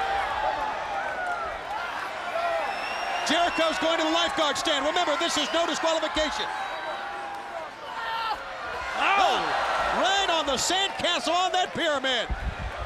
That's actually a pretty soft landing, but you know that sand has got to be irritating. Up on top, Rey Mysterio Jr. Holy smokes. Looks like he's back 100% now, even to try a move like that. Unbelievable move by Mysterio as he has a handful of sand in the eyes of Jericho. Hey, it's no disqualification. That's what he asked for. That's what he got. That's exactly what he got. Rey has come to win. Not only to fight, but to win. He is up on top. Jericho, big crossbody. Jericho over one. Oh, only got a 2 count. Wow. A fleeting second, Jericho could have pulled one out here. Jericho hoists him up to the top turnbuckle. Paint brushes the face, or the mask, I guess, of Rey Mysterio Jr. And should go work on the knee, though. His hometown crowd seems firmly behind Rey Mysterio Jr. Oh, boy. What a great variation of a superplex from the top. Almost a top rope power slam is what he was from Chris Jericho. What's he looking for now? Haven't seen that move many times. He's looking for the chair. How many times have we seen a chair already here tonight? And he's got that knee out as a definitive target. And he's trying to wipe it out here. Well, Rey Mysterio just underwent reconstructive surgery at the end of January to repair that knee. A torn meniscus, a torn ACL. And Jericho is going to try and re-injure the left knee of Rey Jr. And try to humiliate him, Mike, in the same breath here. Yeah, in his backyard. Well, you better call San Diego General. Get his bed ready again. Up and no sir. Boy, he wasted a lot of time, and I believe maybe hit the chair himself. Up, Rey Mysterio kicks him with that bad leg. You can see the leg is hurting, although we're not sure of any extensive damage, but we're sure of the sound of that. Now using the chair, kicking the chair, doing it again. Same type of move that was used on the leg of the Macho Man Randy Savage by Hollywood Hogan and Eric Bischoff in the Nassau Coliseum back in the month of June. That broke his leg, an already injured leg at that time.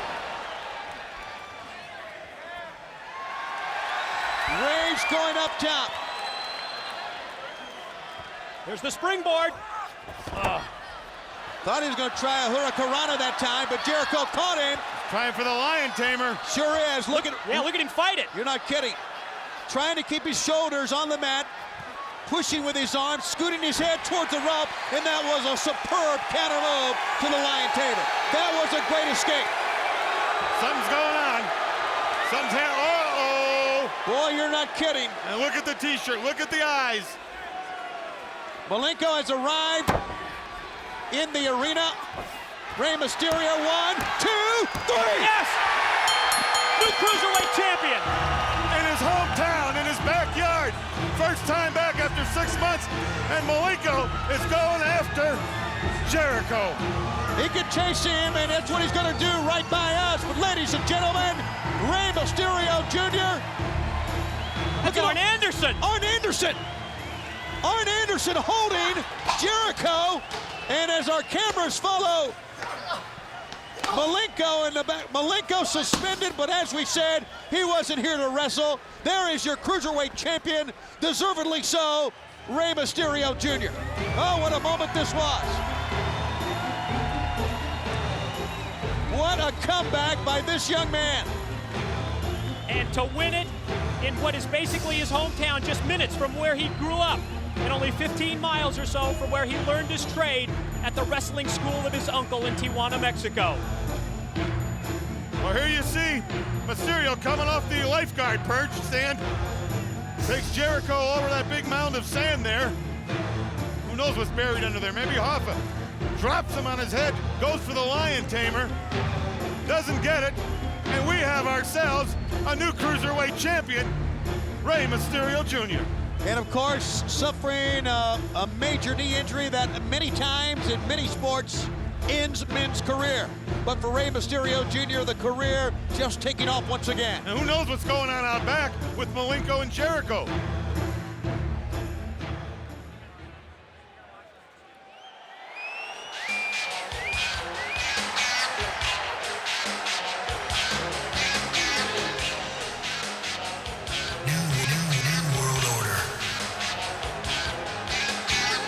It's time for the next bout. It's time for the World Television Championship. The instigator, Bret Hart. And that's true.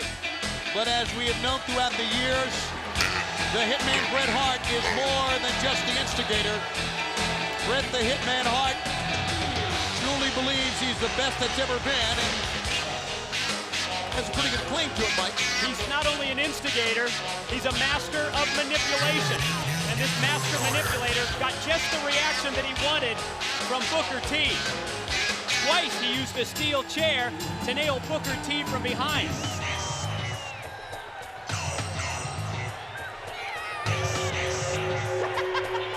Then 2 weeks ago on Nitro, Hart again interfered, causing the Harlem Heat to lose a tag team matchup.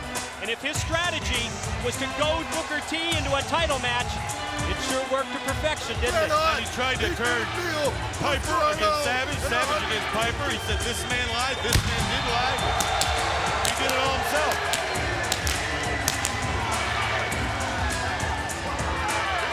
Booker T has become quite a champion.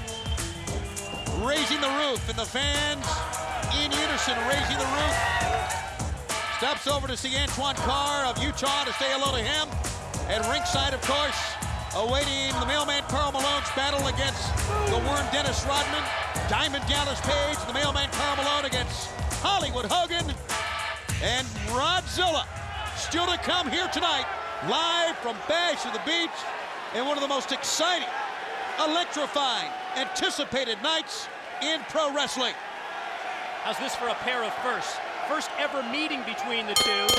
First ever opportunity for Bret Hart to wrestle for the WCW World's TV title.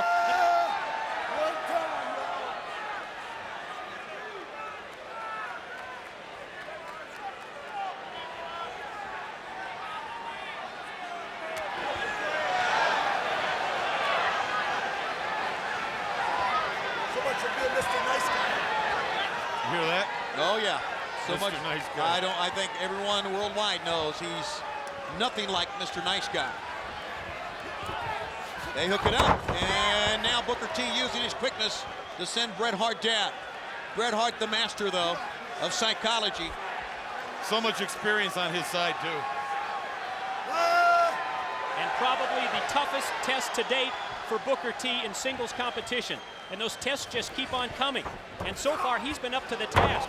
You think back the past couple of pay-per-view events. At Super Brawl, he beat Rick Martel and Saturn in back-to-back matches. He held the TV belt for 3 months. Then last month, he had that 8-match series with his next challenge, only the 5-time World Heavyweight Champion, noted for the excellence of execution. He knows it all. He sure does. Into the ropes he goes. Missing the left-handed lariat, but Booker T did not miss that one. Covers it, 1, 2, nooks there. Got it, 2 count. Booker T, the first man to the attack, stopping the attempt by Bret Hart. Oh! And a great back kick. Booker T snap-mares him down. Head first he goes. Hooks a far leg and gets a 2. Well, you can tell that Booker T not only wants to win, he'd love to win and get it over with in a hurry. longer you go, the longer it favors the veteran, and I really think it favors Bret Hart. Not to take anything away from the perseverance of Booker T, but I just feel that outside, blocked an attempted hip toss over top of the top rope to the floor. You know, he's such a great wrestler, Bret Hart. He's always so confident. But I wonder if he thought this man was going to be a pushover. Since it's their first time meeting, do you really expect this man to control the match the way he has?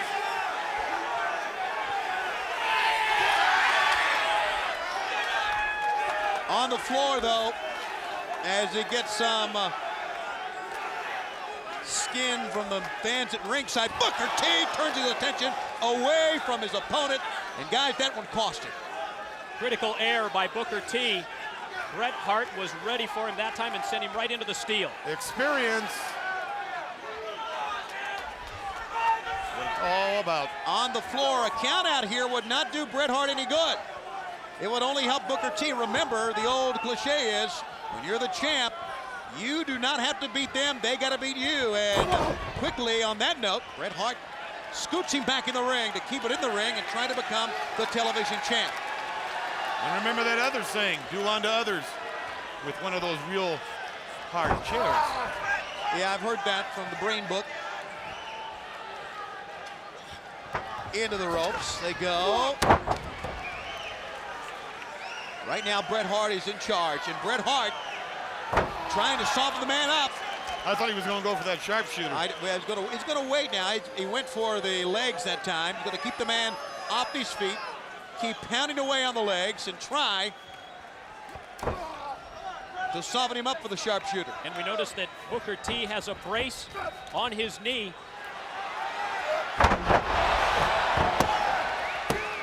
Oh, only two after the roll-up that followed that Harlem Slam. Sidewalk slam attempt.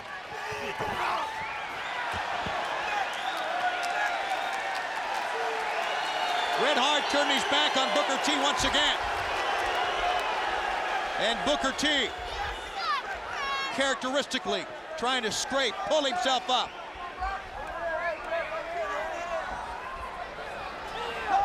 As Hart goes to the takeover. Once again on the outside. This fight taking shape on the outside as much as on the inside. The steel steps exposed.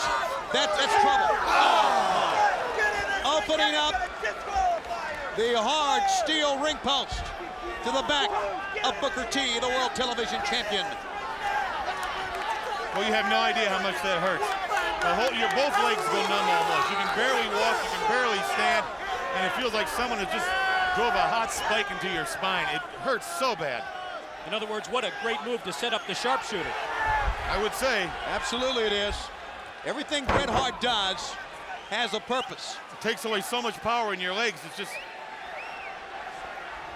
so painful. Can Bret Hart win the World Television Championship here tonight in the WCW Midsummer Classic? We'll find out. There's the backbreaker. Bret Hart right now has it in high gear. Up and down.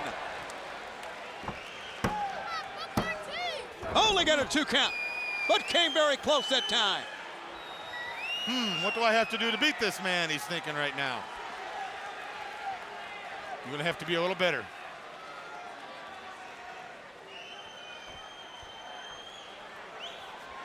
Oh. Russian leg sweep. Covers 1, 2, no. Boy, Booker T, now we get a little bit of frustration here from Bret Hart. After the Russian leg sweep, he looked out to the fans and their disdain for him. And now he really wants the fans to, almost if he's telling the fans to get behind Booker T. Pump the man up just so I can knock him down again, Mike, today. Very methodical attack by Bret the Hitman Hart, but you certainly can't question the effectiveness of it.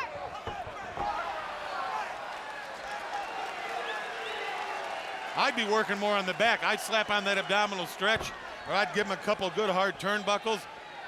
Maybe an atomic drop, go for a backbreaker. Just keep working on that back, because it's injured. Uppercut, you hear, they're European style. You hear Billy Silverman, the referee, warning Bret Hart to stretching the rules to his advantage. And now, Bret Hart. You are seeing why Bret Hart has been one of the greats. I mean, Bret Hart knows how to dismantle an opponent. There is no denying that.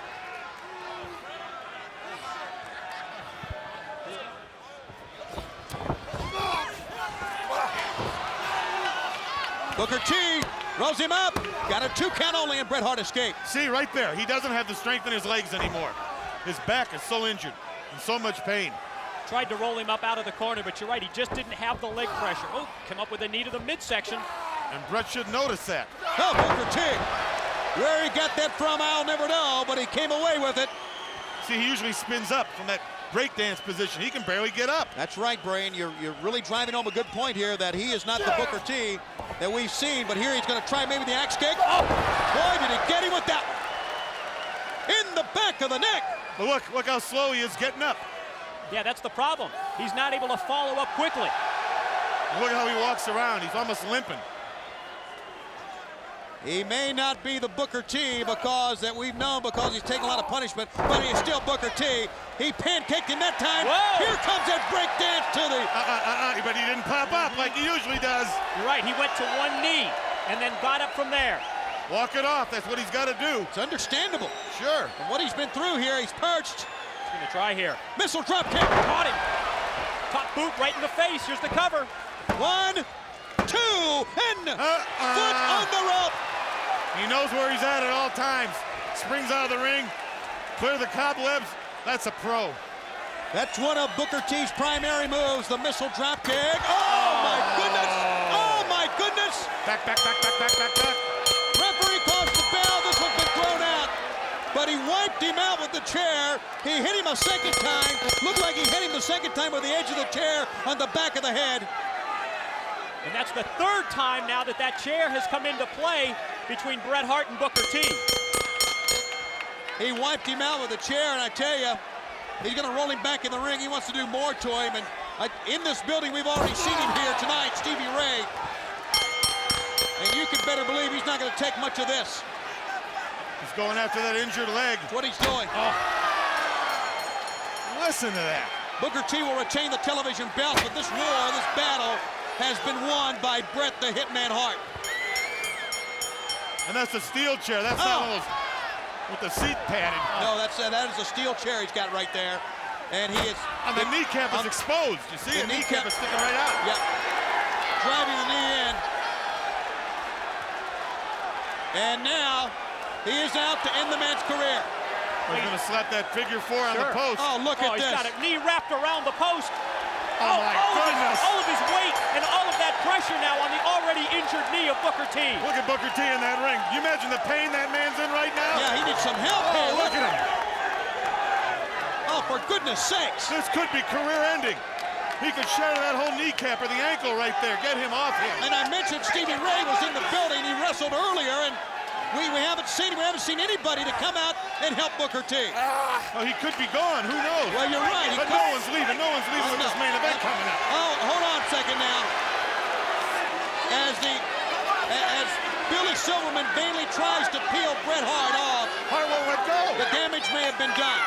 And walking into your screen there, you see Stevie Ray. Yeah, the key word is walking. Why is he taking his time getting down to ringside? It's your brother, man. And Bret Hart moves away on that one. But you're right, we could see him to the left of us. Really didn't pick him up till he got to the ring area, but he walked calmly, almost strolled to Booker T, who's still the television champ. You think if you saw your brother there helpless and wounded, you'd be going full bore to get the ring, wouldn't you? He looks disgusted. No question. You know, Stevie Ray kept insisting that Booker T return to his Harlem roots. Revert to more of a street fighting, more of a brawling style. You think he'd be in the ring showing concern, wouldn't you? Well, he is now. He needs some help. He needs to get his brother out of there. Maybe help him out, walk him out. Carry him back. Carry him back if he has to. Your brother. Listen to him. What's he saying? There he goes. Help him out. We're going to get some medical attention here now for Booker T. Easy. You're gonna hurt his knee. Take it easy. Billy Silverman let him know to take it easy. Let me do this, all right? Come on, Stevie, let the doctor attend to him. Come on, Stevie, that's the doctor. He needs medical attention. says he doesn't need any medical help. I think he does. He should not walk on this leg at all. And now Booker T is calling for some more help. And Billy Silverman will do something his brother should do, and that is break the arm over his shoulder. Fans coming up next, Goldberg and Curt Hennig. A special look at the new World Heavyweight Champion.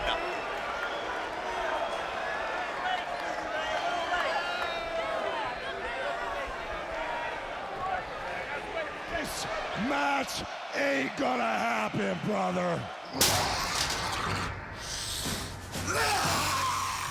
Just to show you that I'm a fair man, I'm gonna give you your chance to yell your stupid lungs out. I got a brother coming in a few minutes, an NWO black and white brother. He's gonna give Goldberg his first loss tonight, and you people can scream to the high heavens.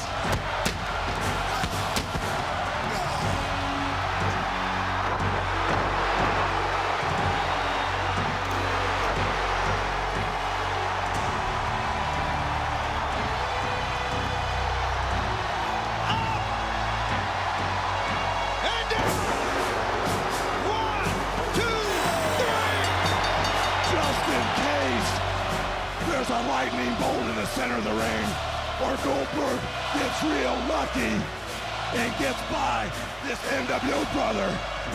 Then, and only then, will I grace you with my presence and my wrestling boots and kill Goldberg Hollywood style. I am gonna kick Goldberg's butt.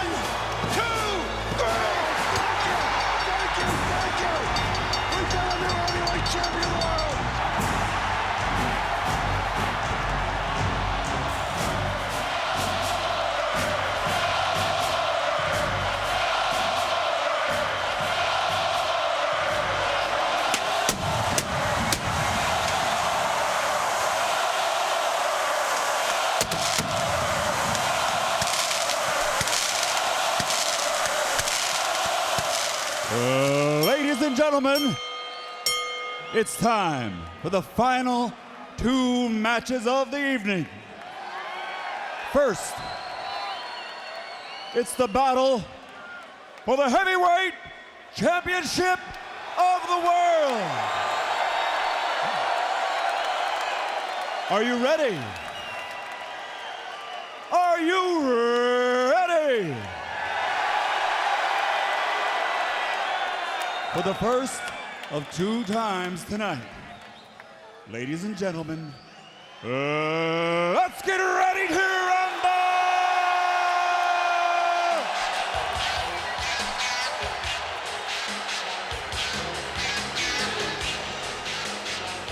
How did Buffer get the suit from Okerlund, I wonder?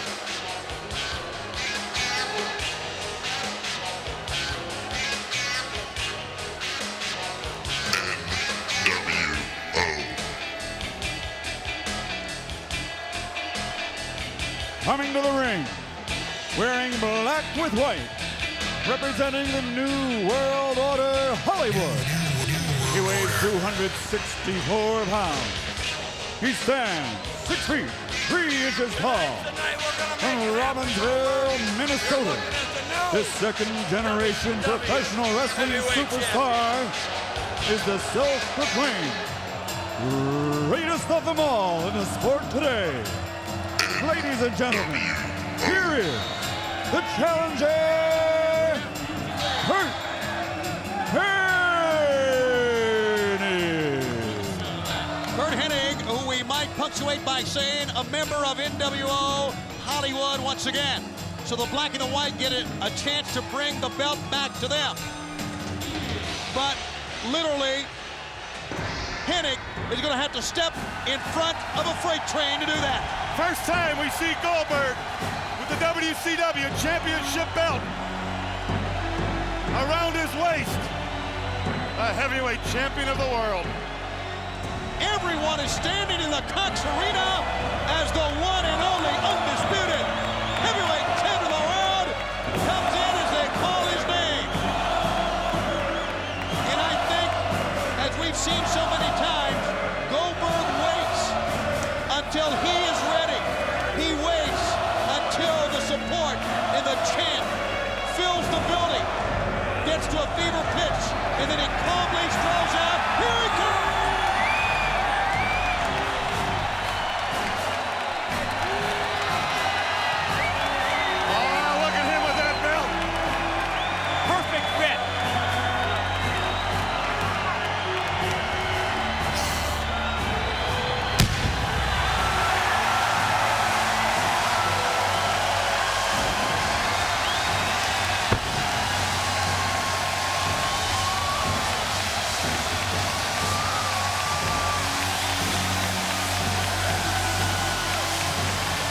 And now, making his entrance to the ring, he's 6 feet 4 inches tall.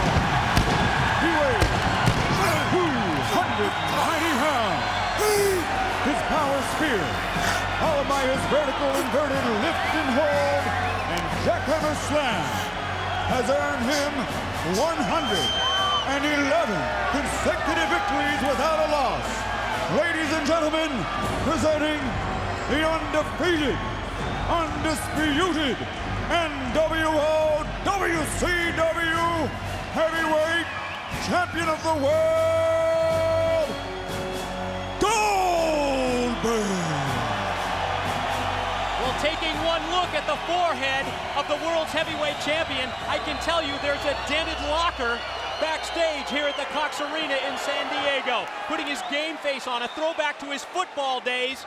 Goldberg, before coming out for every one of his matchups, headbutts a steel locker. We saw a clip of that from what happened right before he went out to face Hollywood Hogan and win the world title only 6 days ago. He didn't wear a helmet when he played football? Well, he did, but he would, we'll tell you later. It's a pre-game ritual. Stop it. Right, here we go, ladies and gentlemen. He's tough. He is the toughest. He is the toughest. He's going in against one of the greatest veterans, one of the finest wrestlers, a man who can win the title here tonight. Goldberg runs right over Curt Hennig. And Hennig ran into him and got taken over again. A lot of talk from Curt Hennig. It's been talk we've been hearing even before Goldberg became world champ 6 days ago. Hennig and Rude, who I don't see here at ringside, had been talking about Goldberg stopping the Goldberg Express. Yeah, if you think back, this matchup was originally scheduled for last month's Great American Bash pay-per-view. Hennig claimed that knee injury. They nominated Conan to take his place. Oh, great takedown. Scissor roll. Well, I know this man Hennig real well. I know the whole family. And I know the way this man feels. I used to manage him. And this man has a desire to win, I would say, on the same level as anybody in the sport that wants to win. Any proven professional, he has that desire. And Curt Hennig, I know him. He would rather put a blemish on Goldberg's record than I think become champion. And he can do it. He's got the ability to do it. He can accomplish both tasks tonight with one win. Think of that. He kept Goldberg at bay that time with the feet in the corner, but Goldberg, as Hennig went up top, is just too much man. Dropped him down onto the shoulder and then just drove him to the canvas with incredible intensity and authority. Well, usually when he makes that face and he gets that hot pain up the back of his neck, it's usually about over. But look at Hennig, back to the attack again. He's going for the feet. Hennig is going for the feet, and guys, this may be a strategy and a tactic that we haven't seen against Goldberg in the previous 111 victories. Sure, if he takes his legs out, he can't pick him up in that jackknife. Working on the knee and the ankle of Goldberg. First the scissor stomp, now sneaks out the leg across that bottom strand of ropes and cannonballs down with all of his weight across the knee of the world's heavyweight champion. And in this last week, Goldberg's been so busy, so much media wanting to talk to him, so many interviews, so many personal appearances. I wonder if the guy's just maybe a little tired, a little jet lag maybe. I don't think he ever gets tired, I can tell you that. And when the fans sense that Goldberg needs a pickup, you hear him chant in unison, Goldberg. And he responds that time, getting out of it, trying to buy some time. A glancing blow that time, caught him on top of the head. Enough to put him down. Here comes the Henigplex. The Henigplex right now. He 1, 2, he goes! He kicked out of that fisherman suplex. That's his patented trademark move, and then leveled him with a clothesline. Oh, he's stopped now. Fear the spear, Kurt. And everyone is standing. Look at, here we go. Here we go. Speared Hennig down, and Hennig looks like he's out. Oh, he is out. He's going to be able to get him up for the jackhammer. Here's step one. Yes, sir. There's the power slam. So much for that plan. What's the record now, Mike? Curt Hennig just became victim number 112. Stamp him. And on this night, during this title defense, Goldberg went through a man who had a pretty darn good game plan. Although it did not last too long, it was a game plan that entailed taking the legs, taking the feet out, and taking the champ down. But again, Goldberg cannot be hurt. Goldberg cannot be stopped. He is still the heavyweight champion of the world. Here it is again, Bobby the Brain. Goldberg drives Hennig right down into that mat. He's ready. He spears him. Goldberg pops up to his feet. Oh, yeah, he feels it. Picks up Curt Hennig and plants him in the middle of that ring for number 112. Still undefeated. Still the heavyweight champion of the world. And I'm going to go out on a limb. This man is going to be champion of the world for as long as he wants to be. A long, long time. Your winner, Goldberg. As you look back live, the world champ with his gold belt holds it high above his head, almost to the world, saying, who can take this from me? Right now, the answer is no one. Fans, in a few short seconds, we're going to have our tag team main event, but right now, let's take you to what's been leading up to this colossal matchup.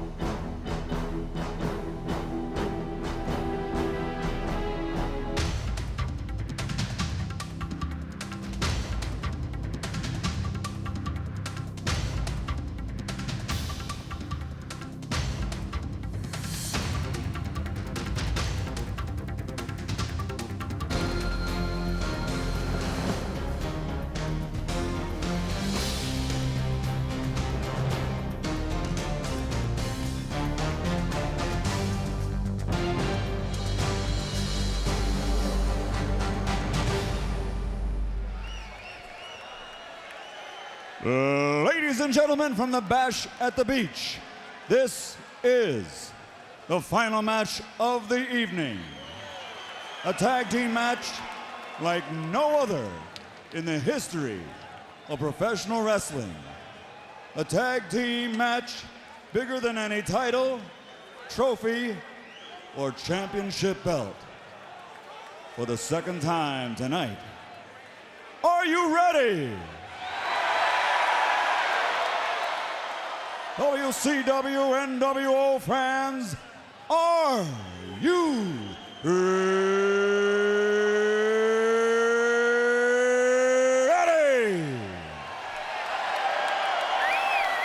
For the thousands in attendance and the millions watching around the world.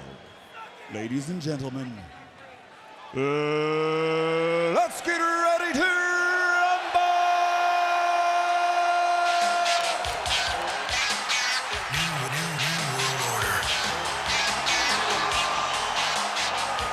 For life.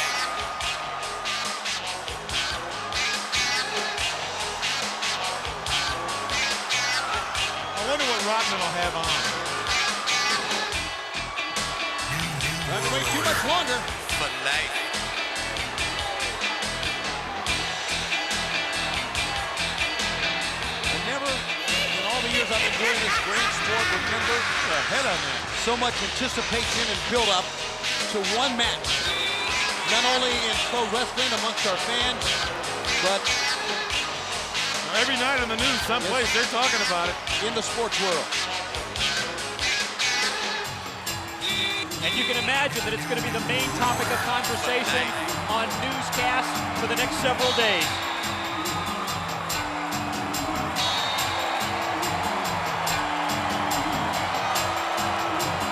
Coming to the ring first, representing NWO Hollywood, two of the biggest names in all of professional sports. First, standing 6 feet 7 inches tall, he weighs 276 pounds.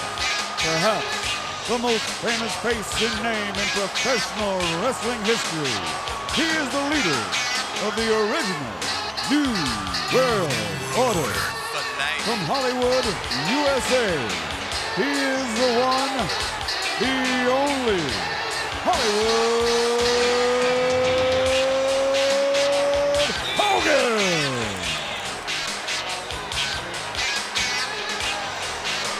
And his partner, standing 6 feet 8 inches tall and weighing 236 pounds, from the windy city of Chicago, Illinois, a world champion many times over from the world of professional basketball. He knows how to win, and he knows how to inflict pain. He is Dennis Rodzilla Rodman.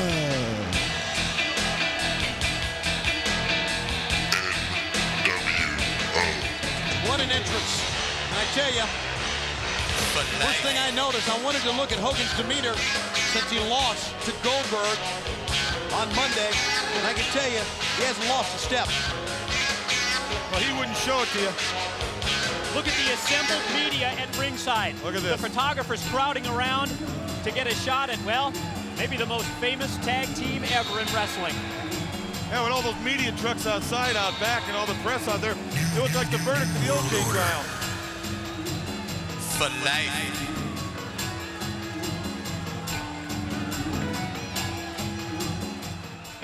Well, I wonder what could be going through Malone's mind right now. We'll find out.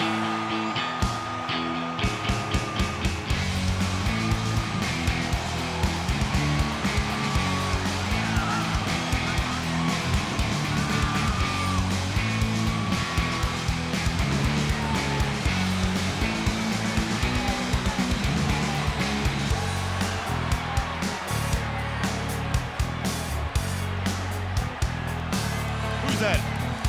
And now, From what team? coming to the ring at a combined weight of 518 pounds, two men who align themselves with no affiliations or organizations. Two superstars known the world over. First, standing 6 feet 5 inches tall, weighing 257 pounds, from the Jersey Shore, one of the most popular men in professional wrestling today, known for his no-nonsense style and his aggressiveness. He is the master of the Diamond Cutter, DDP, Diamond Dallas Page. And his partner from Salt Lake City, by way of Summerfield, Louisiana. Standing 6 feet 9 inches tall, He weighs 261 pounds. They have chased him away. For over a decade, he has been recognized as the strongest man in professional basketball. Tonight, bigger and stronger than ever, he plans to deliver the mail like it's never been delivered before. He is Karl the Mailman Malone! Not an ounce of fat on him. He looks awesome, and he and DDP are here to fight. Ladies and gentlemen, these four mega athletes, four of the most recognizable faces in the sports world, are center stage for one of the most anticipated battles ever. Battles that have been in the making all year from the basketball court. When Malone and Rodman were involved in the finals, when Malone and Rodman, you saw them go to the low post, to the high post, you saw them get tangled up and fall to the hardwood. They have taken it on to the wrestling ring. DDP is quite a story in himself, as you know. Self-made man, people's champion, many people feel. Certainly the working man's champion as well. He has a vendetta against Hollywood Hogan, and he has brought it to the ring in this struggle. A struggle that's been well documented in many news agencies. Also was a part of The Tonight Show with Jay Leno, when they all came out and literally and almost got it on right there. But now all the talking is over. It's an old, well-worn line, but it's true here. They're going to prove, or not prove, these two great basketball players who the bitter man is when they hook it up here in just a few moments. Put up or shut up. This has to be one of the first times ever on pay-per-view that a major sports rivalry, like you just talked about, Tony, between the Mailman, Karl Malone, and Dennis Rodman has been transferred to the wrestling ring. Remember those replays from the final series? Remember that intense defensive battle between these two? Well, that solid defense of Dennis Rodman was certainly credited for being a big part of Chicago's series win over Utah, and you know that Malone has payback in store. Well, it was game 4, if you'll recall. Whoa! I think Rodman's going to start. I believe so, that the announcers had talked about that Malone was not having a good game because Rodman was forcing him out of the low post. Well, by golly, Malone wants to start. And it's going to be, who's it going to be here? It's going to be Rodzilla and the Mailman, and the referee calls for the bell. And Rodzilla still has his glasses on. Oh, he's cool, believe you me. Like the other side of the pillow.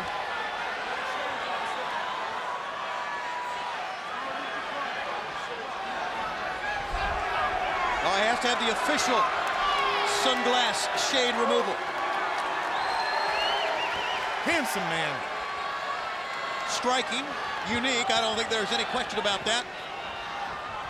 Well, you know, Brain, you were right. Look at the physique of the Mailman. Tremendous shape. Diamond Dallas is in great shape. Still sporting bad ribs, I understand a little bit. Rodzilla dares him to come at him, and then Dennis Rodman ducks low. And I can tell you that DDP and Malone do not take Rodzilla, Dennis Rodman, too lightly. They know about his athletic background. They know about the fact that he can lead the NBA in rebounding despite only being 6'6", 220 pounds. What an incredible athlete he is. Ducking low again. Look how fast he is, how quick he can turn and move.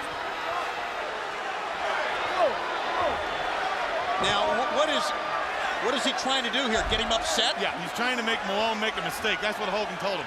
Hogan says, you start the match, you make him make a mistake, tag me, and he'll be all mine. See, Hogan doesn't want to do anything except hide behind someone. Been a lot of movement around the ring. You know, two separate sides of the coin here, and the work ethic. One of our broadcast colleagues, the living legend Larry Zbyszko, talked about the Mailman and DDP. Look at that. Slapped the hand away. Talked about the work ethic, men from tradition. with Karl Malone and Diamond Dallas Page.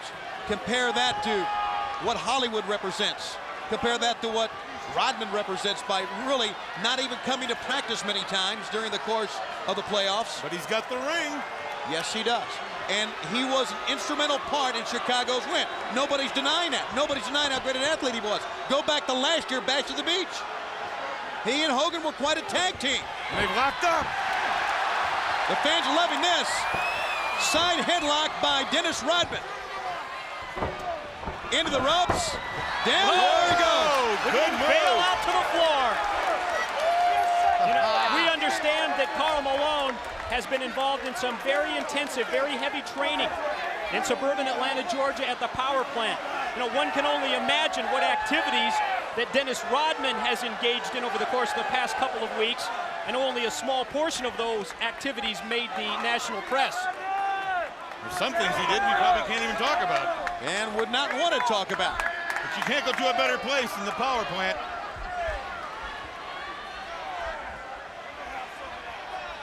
So far, Rodman very successful. If nothing else, I think getting the ire of Karl Malone up. Big old slap, and here comes the former world champ. Remember the last time we saw Malone and Hogan in the ring? Malone was slamming him. That's right. And that trek all the way from Salt Lake City to Tampa. Came all the way in, picked him up with a scoop slam. 1,000 miles and 20 truck stops. What a trip. Malone doing a little flexing of his own here in the center of the ring. As great an athlete as Malone is, you don't want to get too overconfident with the master himself. Not this guy. Hollywood Hogan. He'll make you make a mistake. He'll make you look bad. He'll make you want to pull your own hair out to get to him. It's an awful confident-looking Karl Malone. Look at the wing spread on him. I mean, from fingertip to fingertips. He's like a condor.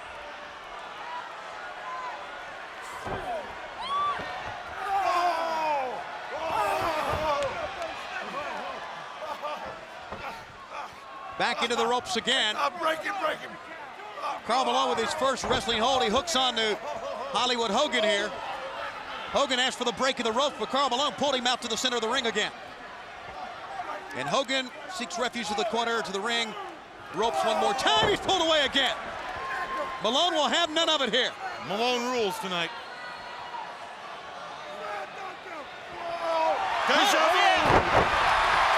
How about that? Hey, Hollywood has a little stroll down memory lane.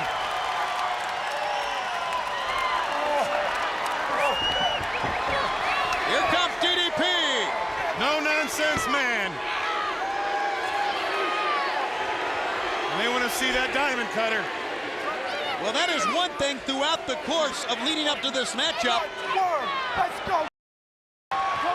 Hollywood and Rodzilla, that they were going to get a diamond cutter. That's what they promised. Well, the fans would love to see it right off the bat, but a tag's made, and Dennis Rodman will come back in. NWO Black and White saw that diamond cutter up close and personal last Monday at Nitro when he laid out Kurt Hennig with it, did Karl Malone. Look at Rodman, he stands right in there. So he gets shoved down. Look how quick he is, though.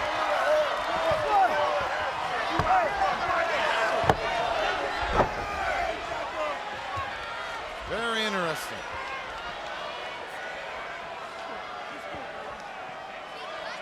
Very successfully and very methodically, obviously very slowly, Dennis Rodman has turned the complexion of this match. And say what you want to about him, he's not really done that much with the exception of a side headlock, but he has taken command of this match many times. Well, he does that on the court, too. You know, when he comes out, everybody just notices he's there.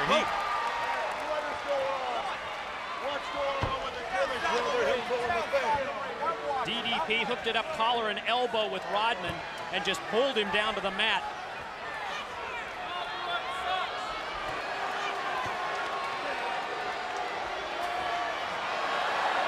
Wow. There's a class act. One you would expect.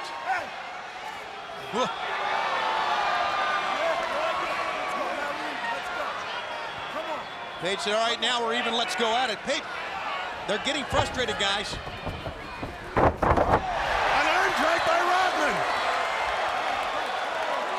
about that? Something DDP didn't expect.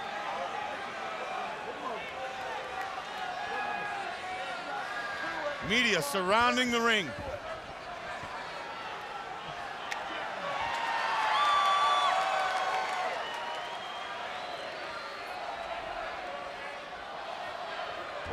Now they hook it up. Here we go. It would be to Rodman's advantage, I would think, to stay away from a guy like DDP. Oh! Whoa! What a collision that was. Rodman hit very, very hard that time, backed away, and Hollywood Hogan will help him to his feet. Staggered on back, and I think really almost, did he hit a cameraman or some of the media with the back of his head that time? Not the first time he's hit a cameraman. Stop it. That one was accidental. Yes, it was. Collision. Grinding in a side headlock. Rodman and look at DDP fight away. But Rodman holds on. DDP throws him down. And now DDP rolls him over. First attempt at a pin and a 2 count on Rodman. Rodman kicked away in a hurry that time. Yeah, Rodman, if nothing else, working awfully hard to keep that do-rag on, isn't it? It may be his hair. Maybe. You can't tell. That could be. Diamond Dallas hooks on the side headlock and into the ropes he goes. Whoa! Oh, great agility. Rodman making 2 of them. Look at that. The man's an athlete, I'm telling you. And then it looked like maybe they bumped heads as they collided again.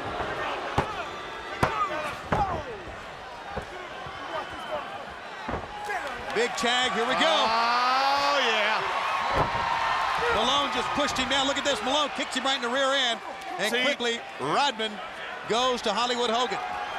See, that's Malone's inexperience. You expect that, though, but he should have kept Rodman in the ring. Should have pulled Rodman to the corner. But that's going to happen. He's never been in the ring before that I know of. Well, we talked about many members of the media here, many outlets here, many of the great in professional basketball here as well. Tracy Murray of Washington along. We've seen Antoine Carr of Utah. Also Brian Russell of Utah here as well. I'm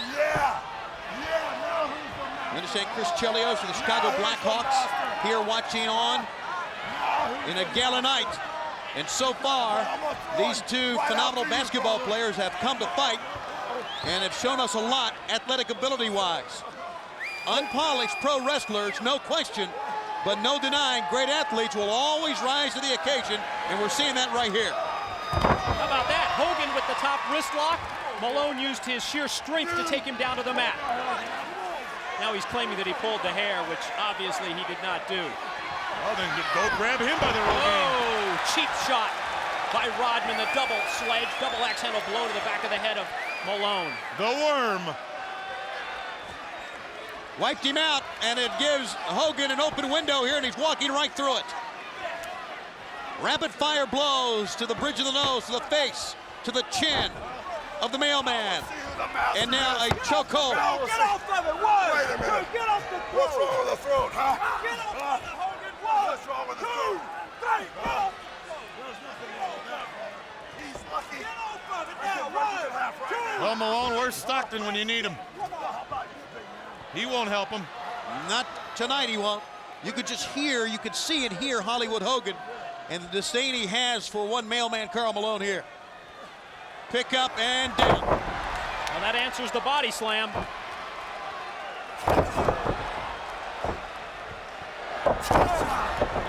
Don't expect any mail tomorrow, maybe, huh? Stepping on the face, pushing down on the forehead. Tag, and here comes Rodzilla again.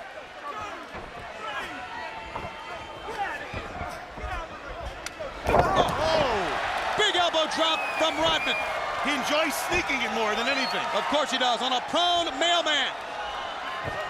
Easy pickings here, he's gonna do it again. Show him your ring, Dennis.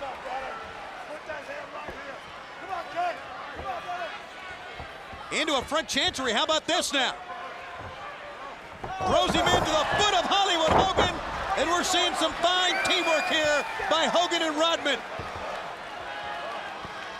And Karl Malone is in trouble. 1, 2. A different type of trouble that he's used to, I'm sure, but trouble nonetheless. Now he'll need to work with another teammate. Look for Diamond Dallas Page in the corner to reach out there. And we know Malone, as you can tell, one of the biggest, has a long reach. May not take him as long to get to the corner as it would other men.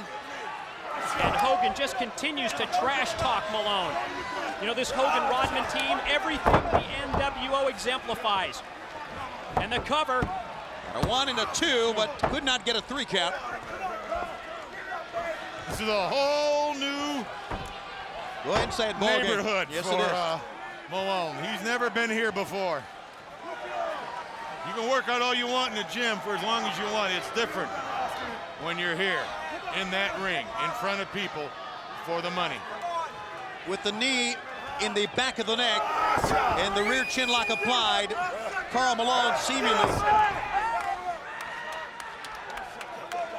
has to desperately get to his corner to even continue here. Notice how he was taking his hands, trying to force the hands away from the chin, but Hogan's got the leverage. Here's going to try another cover again. No, he's not. It's a chokehold once again from Hollywood. Rodman's coming in. Once again. An open target. Whoa, he hit him with such impact that he knocked Rodman down also. To show you how big a hitter, strong of a man Hollywood was. An argument ensues here with the referee. Chasing Rodman back to the corner, and right there, a little bit of inexperience because I believe Malone was close enough to make a tag, but he didn't realize where he was.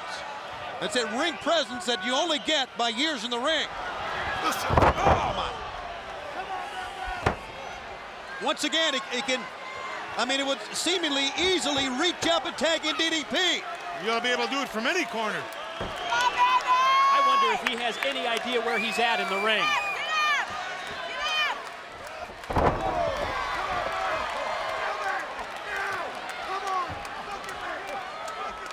That shot we showed you of the lady with the hat was Karl Malone's wife, who's here at ringside.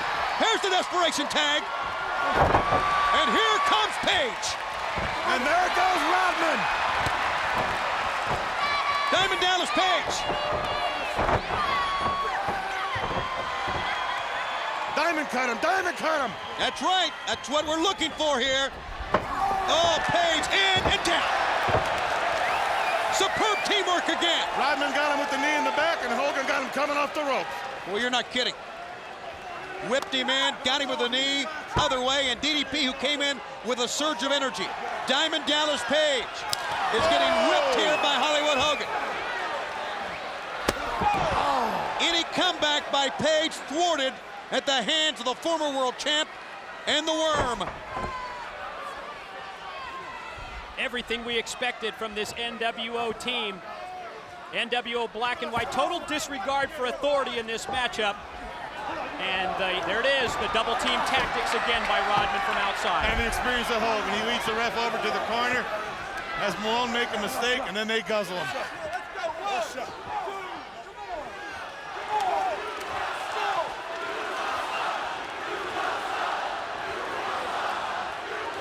Page sent to the far side, double team, and he's corralled once again. Here's a cover again, and Page is out of it. That was a textbook cover by Hogan with the lateral press, hooking a far leg, but could not keep the man down. Sometimes textbook wrestling, textbook covers do not work against men with determination, heart, and desire. And all those attributes describe one DDP. And how many times have we said, as Hogan continues to break the rules here, have we said during the course of following this remarkable career from the gutter to the top, Diamond Dallas Page, how many times have we said, how much more can Page take? How many more? And he keeps coming back. He's been wiped out with a chair repeatedly, and by the duo of Hogan and Rodman as well. Well, that clothesline in the corner that Hogan just nailed Page with really took DDP off of his feet, snapped his head back in the corner.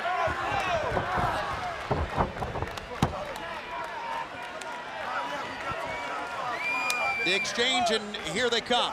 You would expect that if there was any key element, double foot, to a wrestling match that Rodman and Malone would excel in, and that would be to keep your wind. Running up and down the basketball court.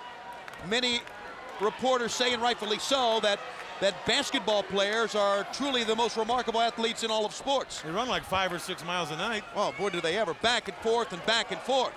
So you would think that getting the second win or getting the third win would not be much of a stretch for these guys. They can do it with ease. How about that? Rodman knows how to cut off the ring, doesn't he? Yeah, he certainly does. Front face lock, takes DDP right into the corner and turns it over to Hogan. You know what I think? Looking back on it now, seeing what I'm seeing. And the disciples holding the trunks. Boy, is he ever. DDP. That's a good call, Brain. You can see it right through the legs of Rodman there, and there you see it firmly.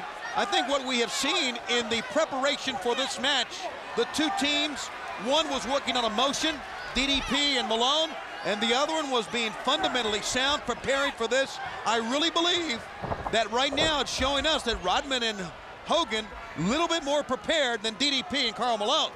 Well, on 2 occasions, DDP and Malone called Rodman out. And the Worm was conspicuous by his absence on both occasions. But it's obvious to us that they have been preparing some kind of a game plan. They've been in training in secret. Hogan covers, and Hogan gets a 2 only. Oh, was that close. Look at this. How about that? Rodman grabbed the collar of Charles Robinson, dragged him all the way to the corner to let him know that he thought it should have been over.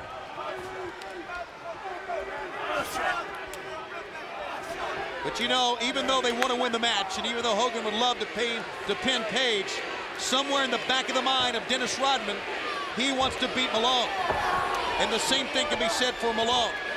No doubt about that. He wants to win, but he would want to beat Dennis Rodman. Good teamwork here. They're standing there just long enough. They're breaking the counts. They're not. Whoa! Page talking about a second win. Here comes one from the wrestler, but a drop toe hold by Hogan holds him away as he reaches out for the long reach of the mailman, cannot get there.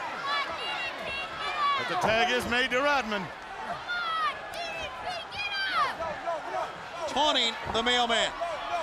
Little personal vendetta there. He glances back. Another front chancery here. It's been one of his primary holds and primary moves, and that's a basic move through the years, many decades in pro wrestling, Mike. Well, I guess it's not surprising that he would rely on elementary moves like that. Can't question how effective that they've been, though, especially as far as Rodman is concerned. He's holding on, though. Yeah, Page tried to pick him up, but Rodman kept a wide vertical base that time, and Page was not able to get him up. There he goes again. Again, sticks the leg straight out, gets the balance going back the other way. And you can see how close now that Page is. Up, down. Hogan's got the referee. Well, he realized he's getting that close. He had to do something. They were close enough for a tag, but no sir. The referee was admonishing Hogan, sending Malone back, enabling a double team to waste away on DDP. And no tag made. They're doing the switch here.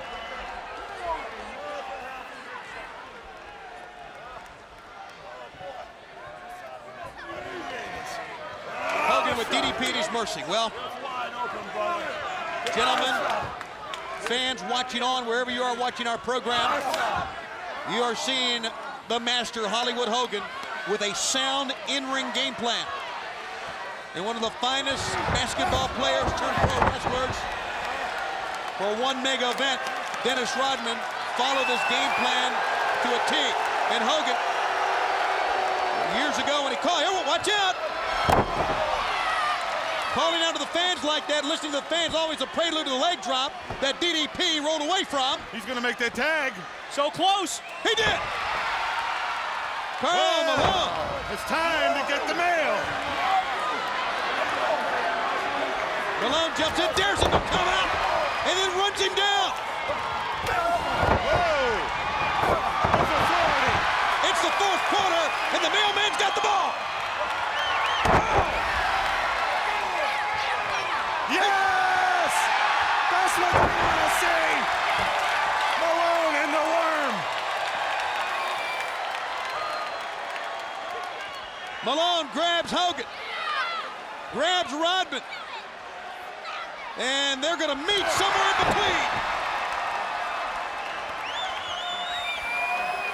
Karl Malone has arrived back in this ring for about his third tour of duty here in the tags with a vengeance. And you can see his face. He's enjoying this. We talked about the second, third win that basketball players, the remarkable athletes will get. And now he's smiling, telling the fans to get up. Can you imagine what's going through this man here? Always wanting to be in the ring, always wanting to be in a wrestling match. Well, now he's got his opportunity to get his hands on Rodman and be in there with the legendary Hulk Hogan. What must be going through Rodman's mind and body? He's got to have butterflies the size of pigeons. I can tell you, he is showing a lot more emotion than I've seen in any of his games. Oh, and how about that? The big boot for Hogan, his own trademark move. But he's telling the fans it's time for the Diamond Cutter, and he's going to bring in the master of the Diamond Cutter, DDP. Here he comes. There it is.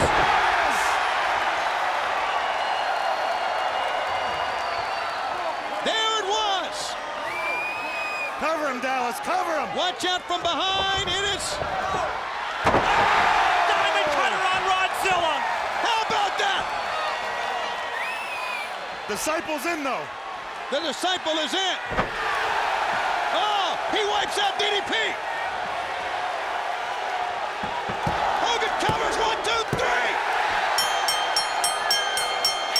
Hogan and Rodman win. Right after a pair of Diamond Cutters with the disciple lending the crushing blow to Diamond Dallas Page. They stole it from him.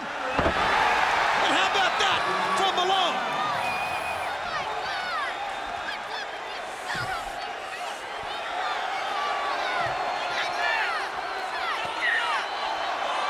The fans voice their disapproval. Malone, thinking they had won the match, has been denied here. And now he's mad. How about that? Why not? Why not? Diamond Cutter on Charles Robinson. And I don't know if fines levied by WCW will extend on into the basketball world, but that is a cardinal no-no in pro wrestling. Fines are levied for that. And Rodman never lost his do-rag the whole evening. There are your winners, Dennis Rodman, Hollywood Hogan, Black and White, NWO Celebrate. There is Scott Hall out as well. Vincent Big Papa Pump. Kurt Hennig. But gentlemen, a disappointed duo right there. And I think rightfully so disappointed because they earned a win only to have the disciple come in. And it comes back to what we had talked about, Mike, when the event really started. Game plan by the Black and the White. There's always some sort of game plan, even a secondary protocol sometime. The secondary protocol, the first game plan was to be prepared. The secondary protocol was to have someone interfere, and it was a disciple. Well, Tony, no question, they were prepared on both fronts. Excellent showing by Rodman and Hogan during the matchup. And then they made sure that they had the disciple as he hit the ring and he laid him out. He laid out DDP with that apocalypse move. And that set it up for Hogan and Rodman to gain the win here in our big tag team main event.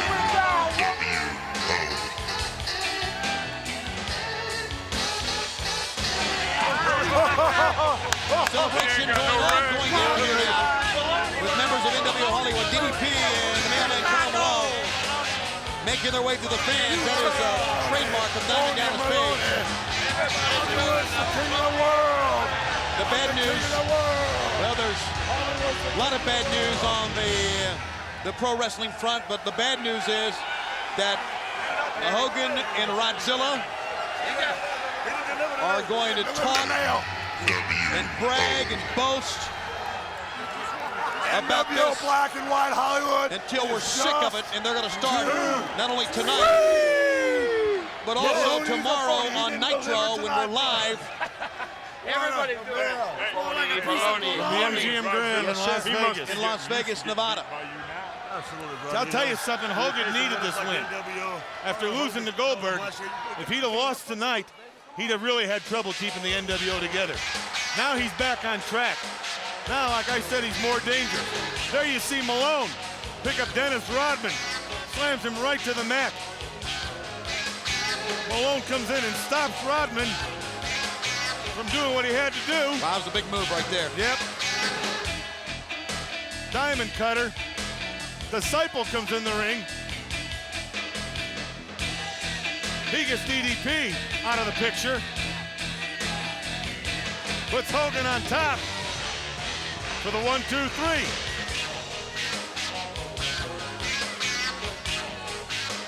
There's your winners, and I hate to say it.